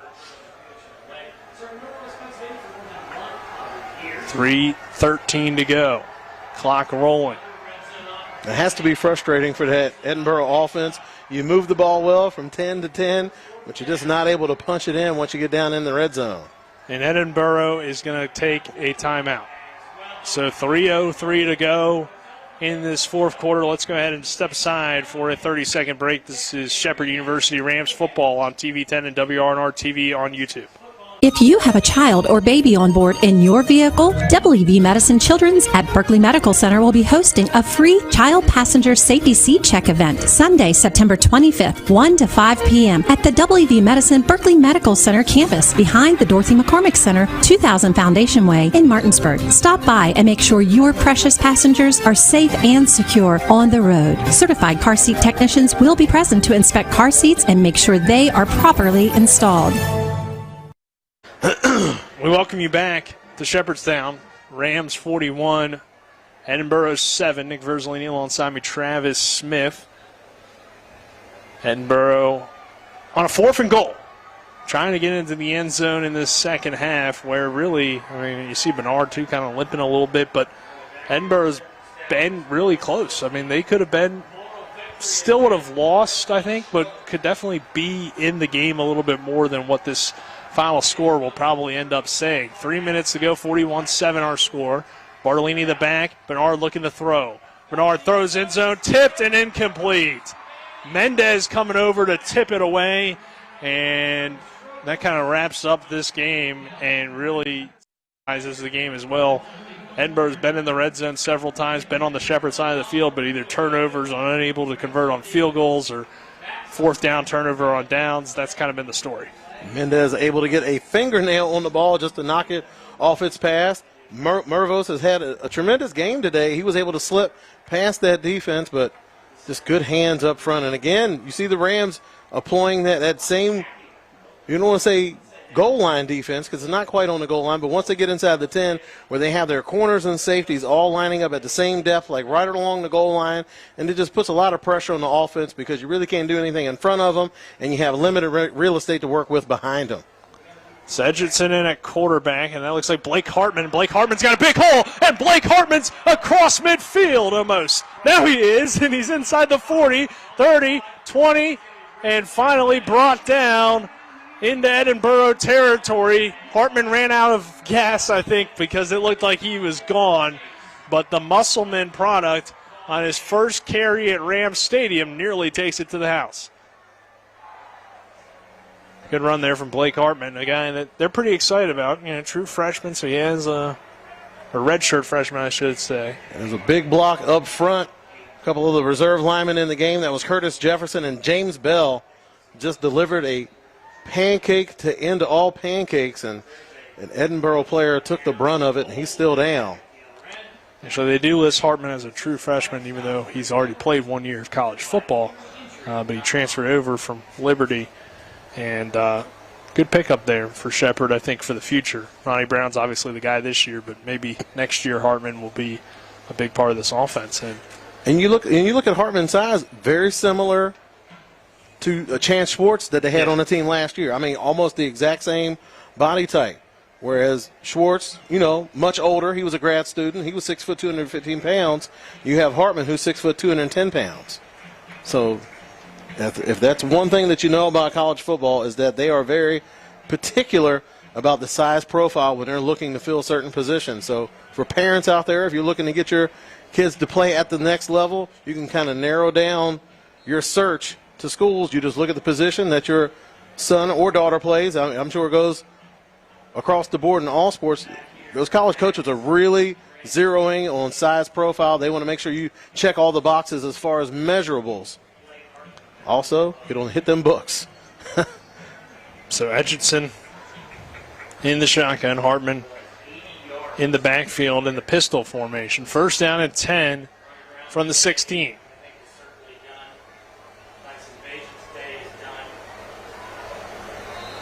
Rams 41, Edinboro 7, 2:43 to go in this fourth quarter. Etchison handing to Hartman again. Hartman runs hard off the left side before being brought down on the play.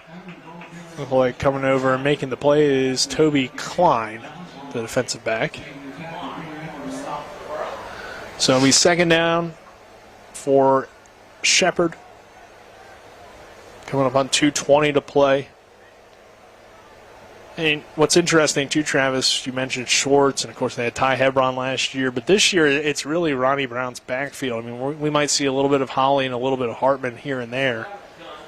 But definitely with the performance Ronnie Brown put on today, he showed why it's his backfield. Here's Blake Hartman with a big hole. Hartman rumbling down inside the 5-yard line before being brought down. I mean, and you look at Brown, he not only is it his ability that puts him at the top of the depth chart, he's the elder statesman. Yeah. He's a junior. There's 10 running backs that they have listed on the roster. 8 of them are freshmen. So the only upperclassmen that they have are Holly and Brown. Yeah. He certainly earned those carries. Absolutely. And he did it the way a lot of guys do. He did it on special teams first and made a lot of plays on special teams, whether he was a kick returner or a punt returner or he was going down on kickoff coverage making tackles. So he hustled his way to the top of that depth chart. And now Shepherd will take a knee. So with 1:13 to go, the Rams take a knee. They have to take 2 more here as a 40-second play clock. But, Travis, it's going to be a 2-0 start for Shepherd. We'll talk more on the statistics and stuff in the post-game show. But overall, a pretty impressive day. And I think Edinboro can take a lot of good things out of this game as well. As a team on a 5-game win streak that's very young and will continue to get better as the season goes on.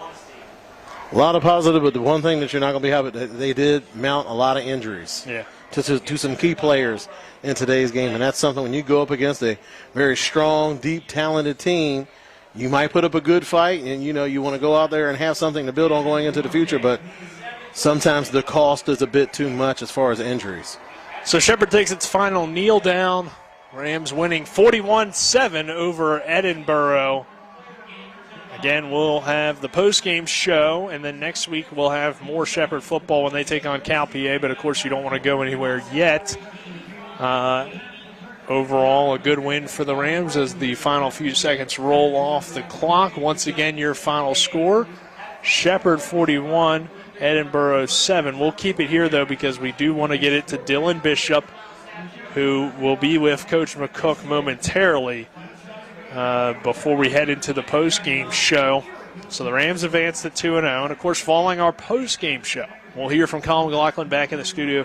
We'll have scores from Division II and Division I college football. Marshall currently in action against Notre Dame. Big game in the state, of course. Well, not in the state, but for a team in the state. And West Virginia will kick off. Why am I in basketball season? They'll kick off at 6 p.m., and you can listen to that game on Talk Radio WRNR. So they got Kansas today. Try to get a win there for WVU after a loss to Pitt. Disappointing loss to Pitt as well. So still early in the season, a way to claw your way back into your postseason goals. But the Rams are starting 2-0. Edinboro will go to 1-1. They host Bloomsburg next week. It's an interesting game. Yeah. Tell you what, hats off to that Edinboro team, coaching staff. It's a program on the rise for sure.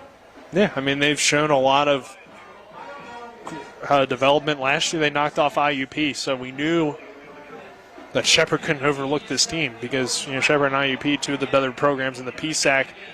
The Rams beat up on IUP pretty good last year, but still they were a good team. They were ranked throughout the season, and you can't overlook any PSAC team, but especially this Edinboro squad who entered on a 5-game winning streak, drops this game, left a lot of points on the board, though, so this could have been a much closer ball game, and I think that's what's interesting about it, as it looks like Dylan is trying to track down Coach McCook, and then he'll either have a player for us now or maybe a player for us while we're in the post-game show.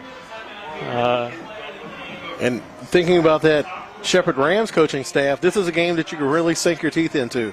Not only do you get the win, but you also want you walk out hopefully with not a lot of injuries, but most importantly, you got a whole bunch of mistakes that you got to fix. So it's kind of the best of both worlds for coaches. You get the win, and you also have a lot to teach and grow and get better from. Yeah, even though the final score is 41-7, it wasn't a perfect game for Shepherd, and we'll get more into that in the post game as Dylan has grabbed Coach McCook, I believe, and we will send it down to Dylan Bishop. Take it away, Dylan. All right, Coach McCook, a big win for you guys today. What's it mean to get such a big, decisive victory in the home opener for you guys? It's always fun to win in Ram Stadium. You know, I feel when we're going to go look at the film, we're going to see a lot of mistakes that we made, things we need to make corrections on for next week's game. But we're going to do the best we can. I'm really pleased. We're never not appreciate winning. We're always going to appreciate winning, but we're going to find ways to get better. Obviously, your quarterback won the award for best player in the country last year, but your running game was great today. What's it mean for your offense to be so two-dimensional? I think if we're balanced, we have a chance for great success. And, you know, we need to be balanced. We need to be able to run the football. We need to be able to throw the ball. We need to be a good football team in all three phases. All right, Coach McCook, thank you very much. Appreciate it. Back to Nick and Travis. Thank you, Dylan. As our final score, once again, Shepherd 41, Edinboro 7. We will take a 2-minute break, and on the other side of that break, we'll have the Palace Lounge post-game show. This is Shepherd University Rams football on TV 10 and WRNR TV on YouTube.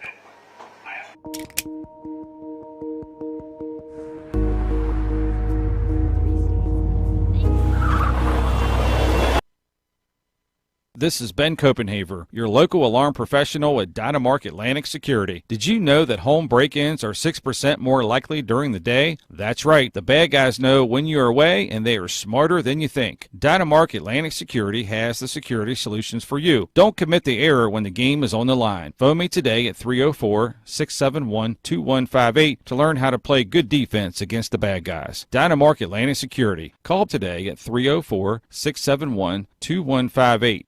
If you're in an accident, the first thing that you have to do is call 911. You have to get medical care immediately. The next thing you need to do is call us. When you hire us at the Skinner Law Firm, what we do is we are going to investigate your case, and we're going to lay out the options that you have, all at no cost to you. We will use all of our resources and all of our experience to get you what you deserve. That's what we mean by treating you like family. When will I be able to retire? How do I make the most of the money I have? How do I leave a lasting legacy to my loved ones? I'm Philip McCoy, financial advisor with the Mirius Group, a private wealth advisory practice of Ameriprise Financial Services Incorporated. Call us today at 304-263-4343 to help you make the most of your financial future. Our office is located at 1270 Winchester Avenue, Martinsburg, West Virginia. Ameriprise Financial Services Incorporated, member FINRA and SIPC. It's the post-game show as we recap the scoring, bring you stats and analysis, scores from around the PSAC and Super Region 1, the Division 1 Top 25, and the latest on the West Virginia University Mountaineers and Marshall University Thundering Herd. Let's get it started as we go back to the field and rejoin our TV 10 broadcast team.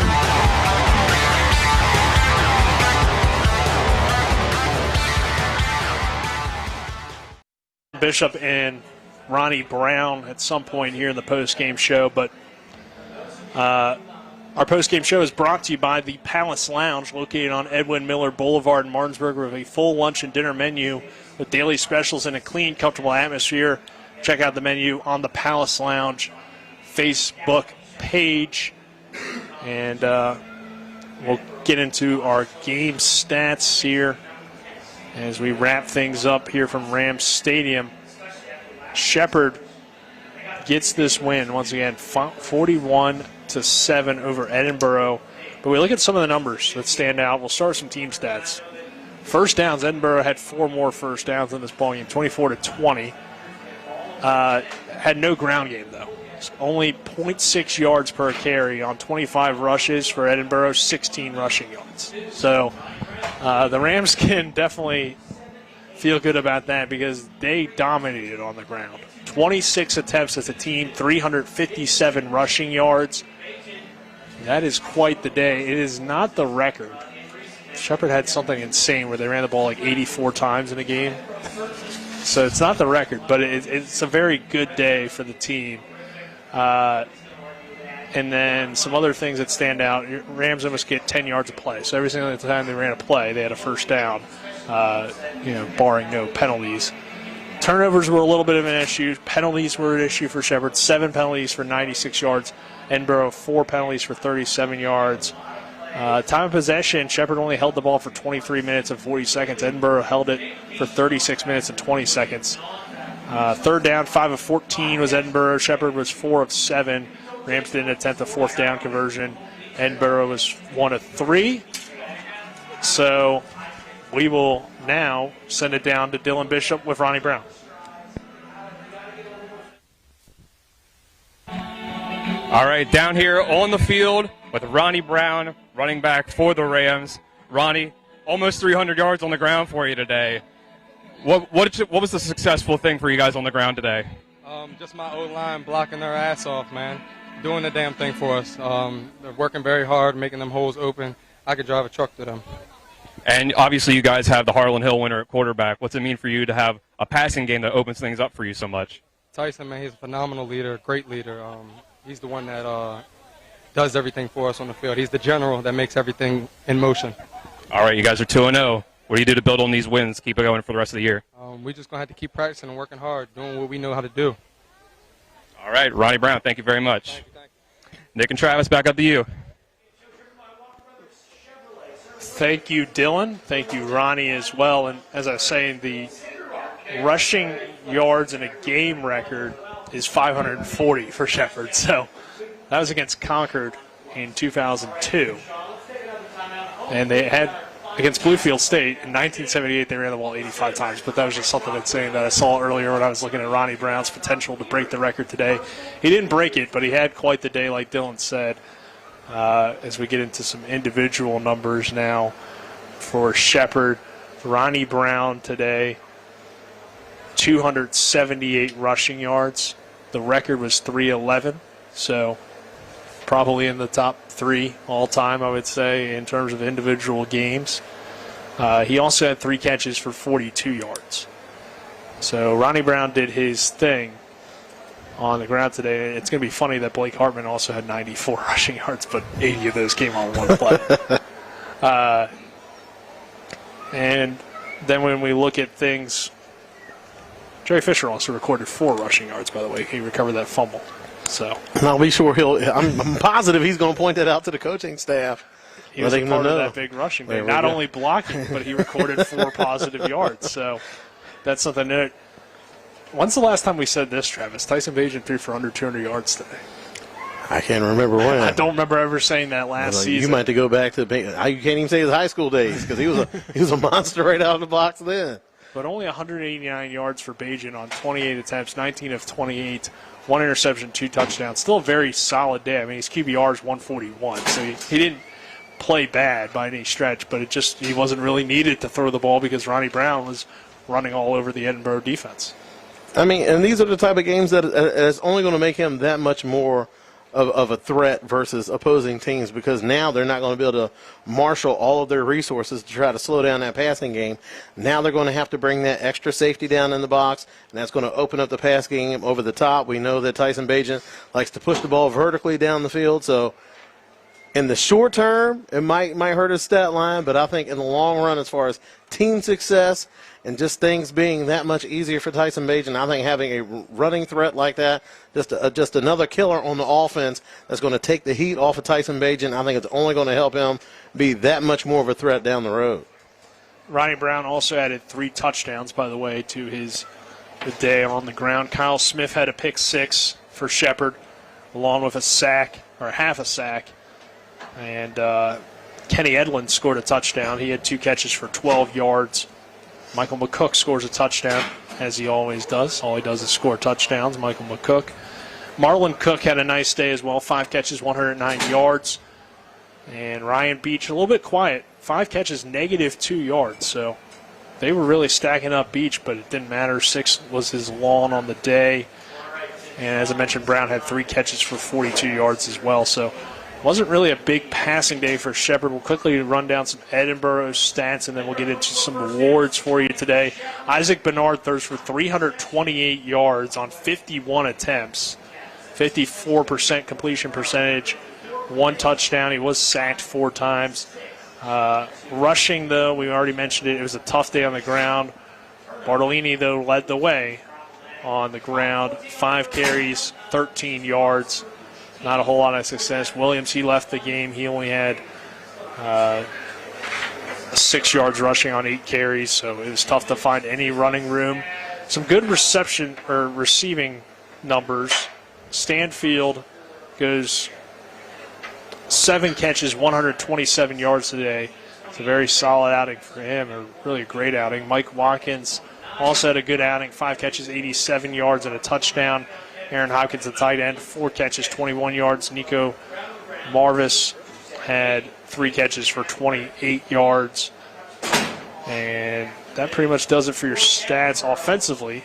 Defensively, real quick, Devin Lynch, 9 total tackles. Malik Holloway, 7 tackles, 2 tackles for a loss. And he had 2 sacks, 2.5 sacks today. So big day for Malik Holloway. Emilio Pena also has 6 tackles today. And Chris McDowell with 5 tackles for Shepherd. Edinboro led by Micah Thomas with 7, Cunningham with 5, Reed Martin with 4, and Wilfredo Diaz with 4 as well. So again, those are your post-game stats brought to you by Bechtel Jewelers, West Virginia's largest Pandora retailer on Route 11 South Inwood, taking care of you like nobody's business. All right, Travis, now we got some awards to hand out. We'll start with the electrifying play of the game, brought to you by Orsini's Home Store. It was almost for electrifying play of the game, late in the game for Shepherd. Blake Hartman almost got it, almost with the 80-yard run, but he didn't score. So I got to go with Ronnie Brown for the electrifying play of the game, 73 yards, but he gets the touchdown. Fair enough. So I think we're going to say that name at least once more. Yes, there's a chance. Brought to you by Orsini's Home Store, not just an appliance store any longer, 360 Hack Wilson Way in Martinsburg, or online at Orsini's.com. All right, Travis, what about your Cody's Body Shop collision of the game? That's an easy one, too. Caden Spiegel, the fourth quarter sack on Tyson Bajan. Haven't seen too many times that Bajan takes a hit like that, but I think that hit maybe took a bit more of a toll on Spiegel than it did on Bajan because Spiegel came out of the game shortly after that. The trainer took his helmet away, so I think he bore the brunt of that hit when he took Bajan down, but that will be my collision of the game, Caden Spiegel.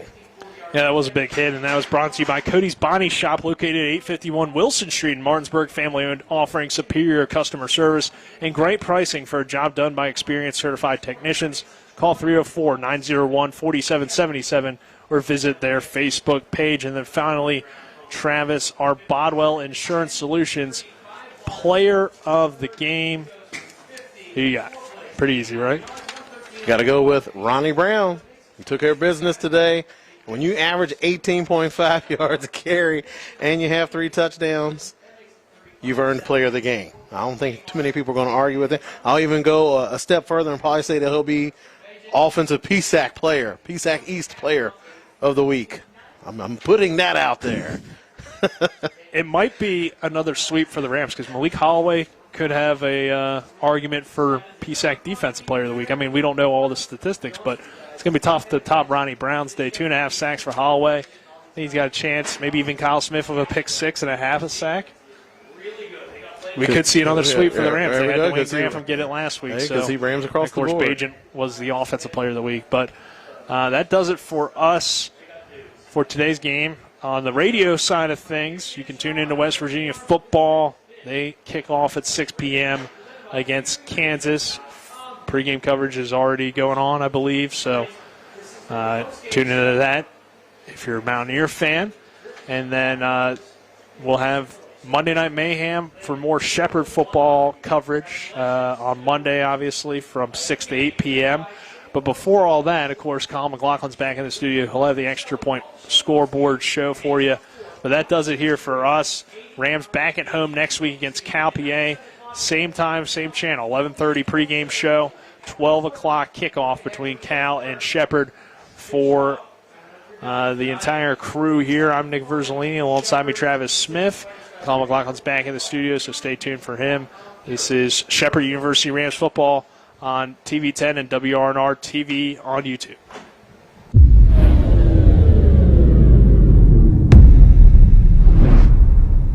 If you're in an accident, the first thing that you have to do is call 911. You have to get medical care immediately. The next thing you need to do is call us. When you hire us at the Skinner Law Firm, what we do is we are going to investigate your case, and we're going to lay out the options that you have, all at no cost to you. We will use all of our resources and all of our experience to get you what you deserve. That's what we mean by treating you like family. Mayhem is everywhere. I'm your new bangs, and you can't stop staring at me. That's it. Just tilt the rearview mirror over here. And while you're checking me out more times than a library book, your car is wandering into that lane over there. More bangs? Neat. And if you've got cut rate insurance, you could be paying for this yourself. So get Allstate. Call Martinsburg Allstate agent Gary Kelly today at 304-263-4596.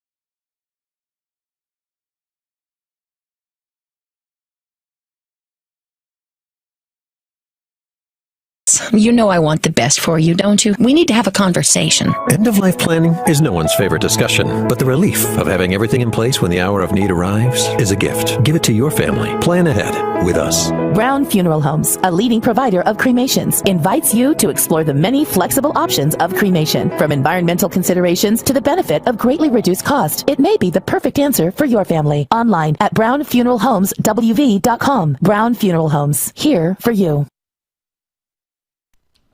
Welcome into the TV10 studio. Colin McLaughlin for the scoreboard show as Shepherd picks up another impressive win to improve to 2-0, this time by a final score of 41-7 over the Edinboro Fighting Scots. And what a game it was for Ronnie Brown on the ground, getting 15 carries for 278 yards and 3 touchdowns. And then receiving-wise, Brown having 3 catches for 42 yards, so a total of 320 yards in total for Ronnie Brown. Some other scores around the Pennsylvania State Athletic Conference. Final score, Gannon holds on to beat Millersville 16-10. Slippery Rock defeats Westchester 35-14, and Kutztown comes back to upset number 17 California of Pennsylvania 24-19 after Kutztown scores 17 points in the fourth to get that comeback win to improve to 1-1. Cal U falls to 1-1 as well. Currently going on in the PSAC, 10:49 to go in the third quarter. Shippensburg leads Seton Hill by a score of 30-10, and in the second quarter with 7:39 to go, it's Bloomsburg leading Clarion 21-0. 2 other games tonight in the Pennsylvania State Athletic Conference at 6 p.m. It's Mercyhurst against Lockhaven and IUP against East Stroudsburg. Those are your scores around the PSAC and games going on later today. Let's now take a look at some scores around Division I football. The biggest game currently going on is number 1 Alabama taking on the Texas Longhorns, and Alabama trying to hang on to a 17-16 lead, and it's a 4th-and-1 situation for Bama going for it with 4:15 to go in the fourth quarter. So you got to keep an eye on that one, because if they turn it over, Texas can go down, kick a field goal, and knock off the number 1 team in the country potentially. And watching the play right now, myself in the studio, it looks like Alabama was short of the chain, so it will be a turnover on downs. Texas gets the stop, but some other scores around the country. Number 3, Ohio State cruising against Arkansas State 45-12. Number 16, Arkansas leads South Carolina 35-15. Final score now, number 23, Wake Forest defeats Vanderbilt 45-25.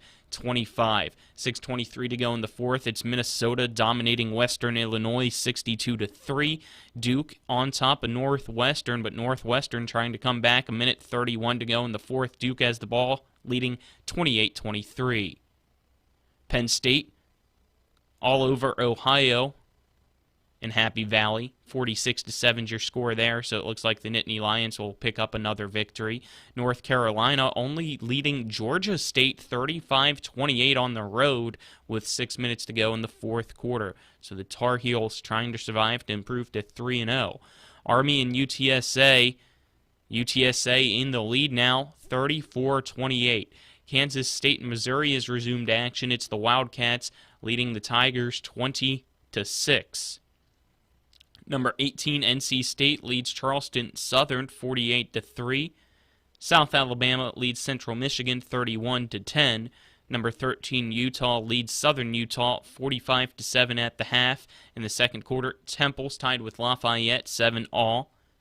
Ball State leads Western Michigan 10-7. And at the end of the first quarter, Notre Dame, the 8th team in the nation, is tied with Marshall, scoreless at the end of the first quarter. Kicking off at 3:30, it's number 5 Clemson against Furman. Number 6 Texas A&M against Appalachian State. Number 24 Tennessee against number 17 Pittsburgh.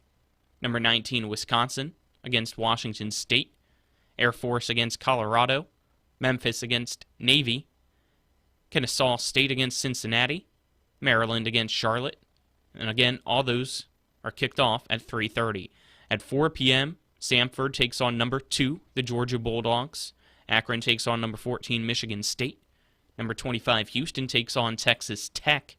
UNLV takes on California. Portland State takes on Washington. Iowa State and Iowa will kick off at 4. Virginia and Illinois. Indiana State, Purdue. Wagner, Rutgers. Northern Colorado, Wyoming. Eastern Kentucky, Bowling Green. Norfolk State at James Madison at 4 p.m. Middle Tennessee and Colorado State. Alabama State and UCLA kicks off at 5. At 5:30, it's Nevada against Incarnate Word. Then at 6 p.m., and currently the pregame show going on the radio side of things on Talk Radio WRNR 106.5 FM, 740 a.m., the West Virginia Mountaineers home opener against the Kansas Jayhawks. Also at 6 p.m., East Carolina, Old Dominion. Holy Cross, Buffalo. Robert Morris, Miami of Ohio. Gardner-Webb, Coastal Carolina. Southeast Louisiana, Florida Atlantic. UAB against Liberty. And at 7, it's number 7 Oklahoma against Kent State. Number 20 Kentucky against number 12 Florida. That should be a good one. Central Arkansas and number 22 Ole Miss kicks off at 7 p.m. as well. Syracuse against UConn. Western Carolina against Georgia Tech. UMass against Toledo. Weber State against Utah State. Alcorn State against Tulane, Lamar against SMU, Howard against South Florida, Northern Illinois against Tulsa, Eastern Michigan, Louisiana, Alabama A&M against Troy, Florida International against Texas State, Stephen F. Austin against Louisiana Tech, and at 7:30 it's number 10 USC against Stanford, Arizona State against number 11 Oklahoma State, San Jose State against Auburn, Southern against LSU, Georgia Southern against Nebraska, Texas Southern against North Texas, McNeese against Rice, Hawaii against number 4 Michigan at 8 p.m. Also at 8 p.m. it's TCU against Tarleton, Idaho against Indiana, Boston College against Virginia Tech, Idaho State against San Diego State, Nichols against UL Monroe. At 8:30 it's Eastern Washington taking on Oregon, New Mexico State against UTEP, and at 10:15 it's number 9 Baylor against number 21 BYU. At 10:30 it's Oregon State taking on Fresno State, and at 11 p.m. it's Mississippi State taking on Arizona. Go back to give you a quick update before we wrap things up in these top 25 matchups. It's Texas with the ball trailing Alabama 17-16 with 3:13 to go.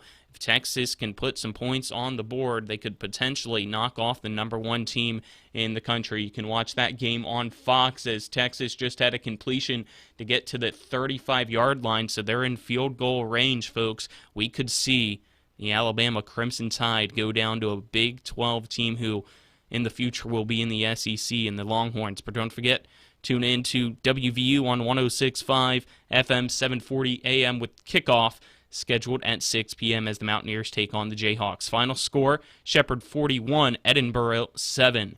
For TV 10 and WRNR TV on YouTube, I'm Colin McLaughlin, signing off until next week. Have a great rest of your day.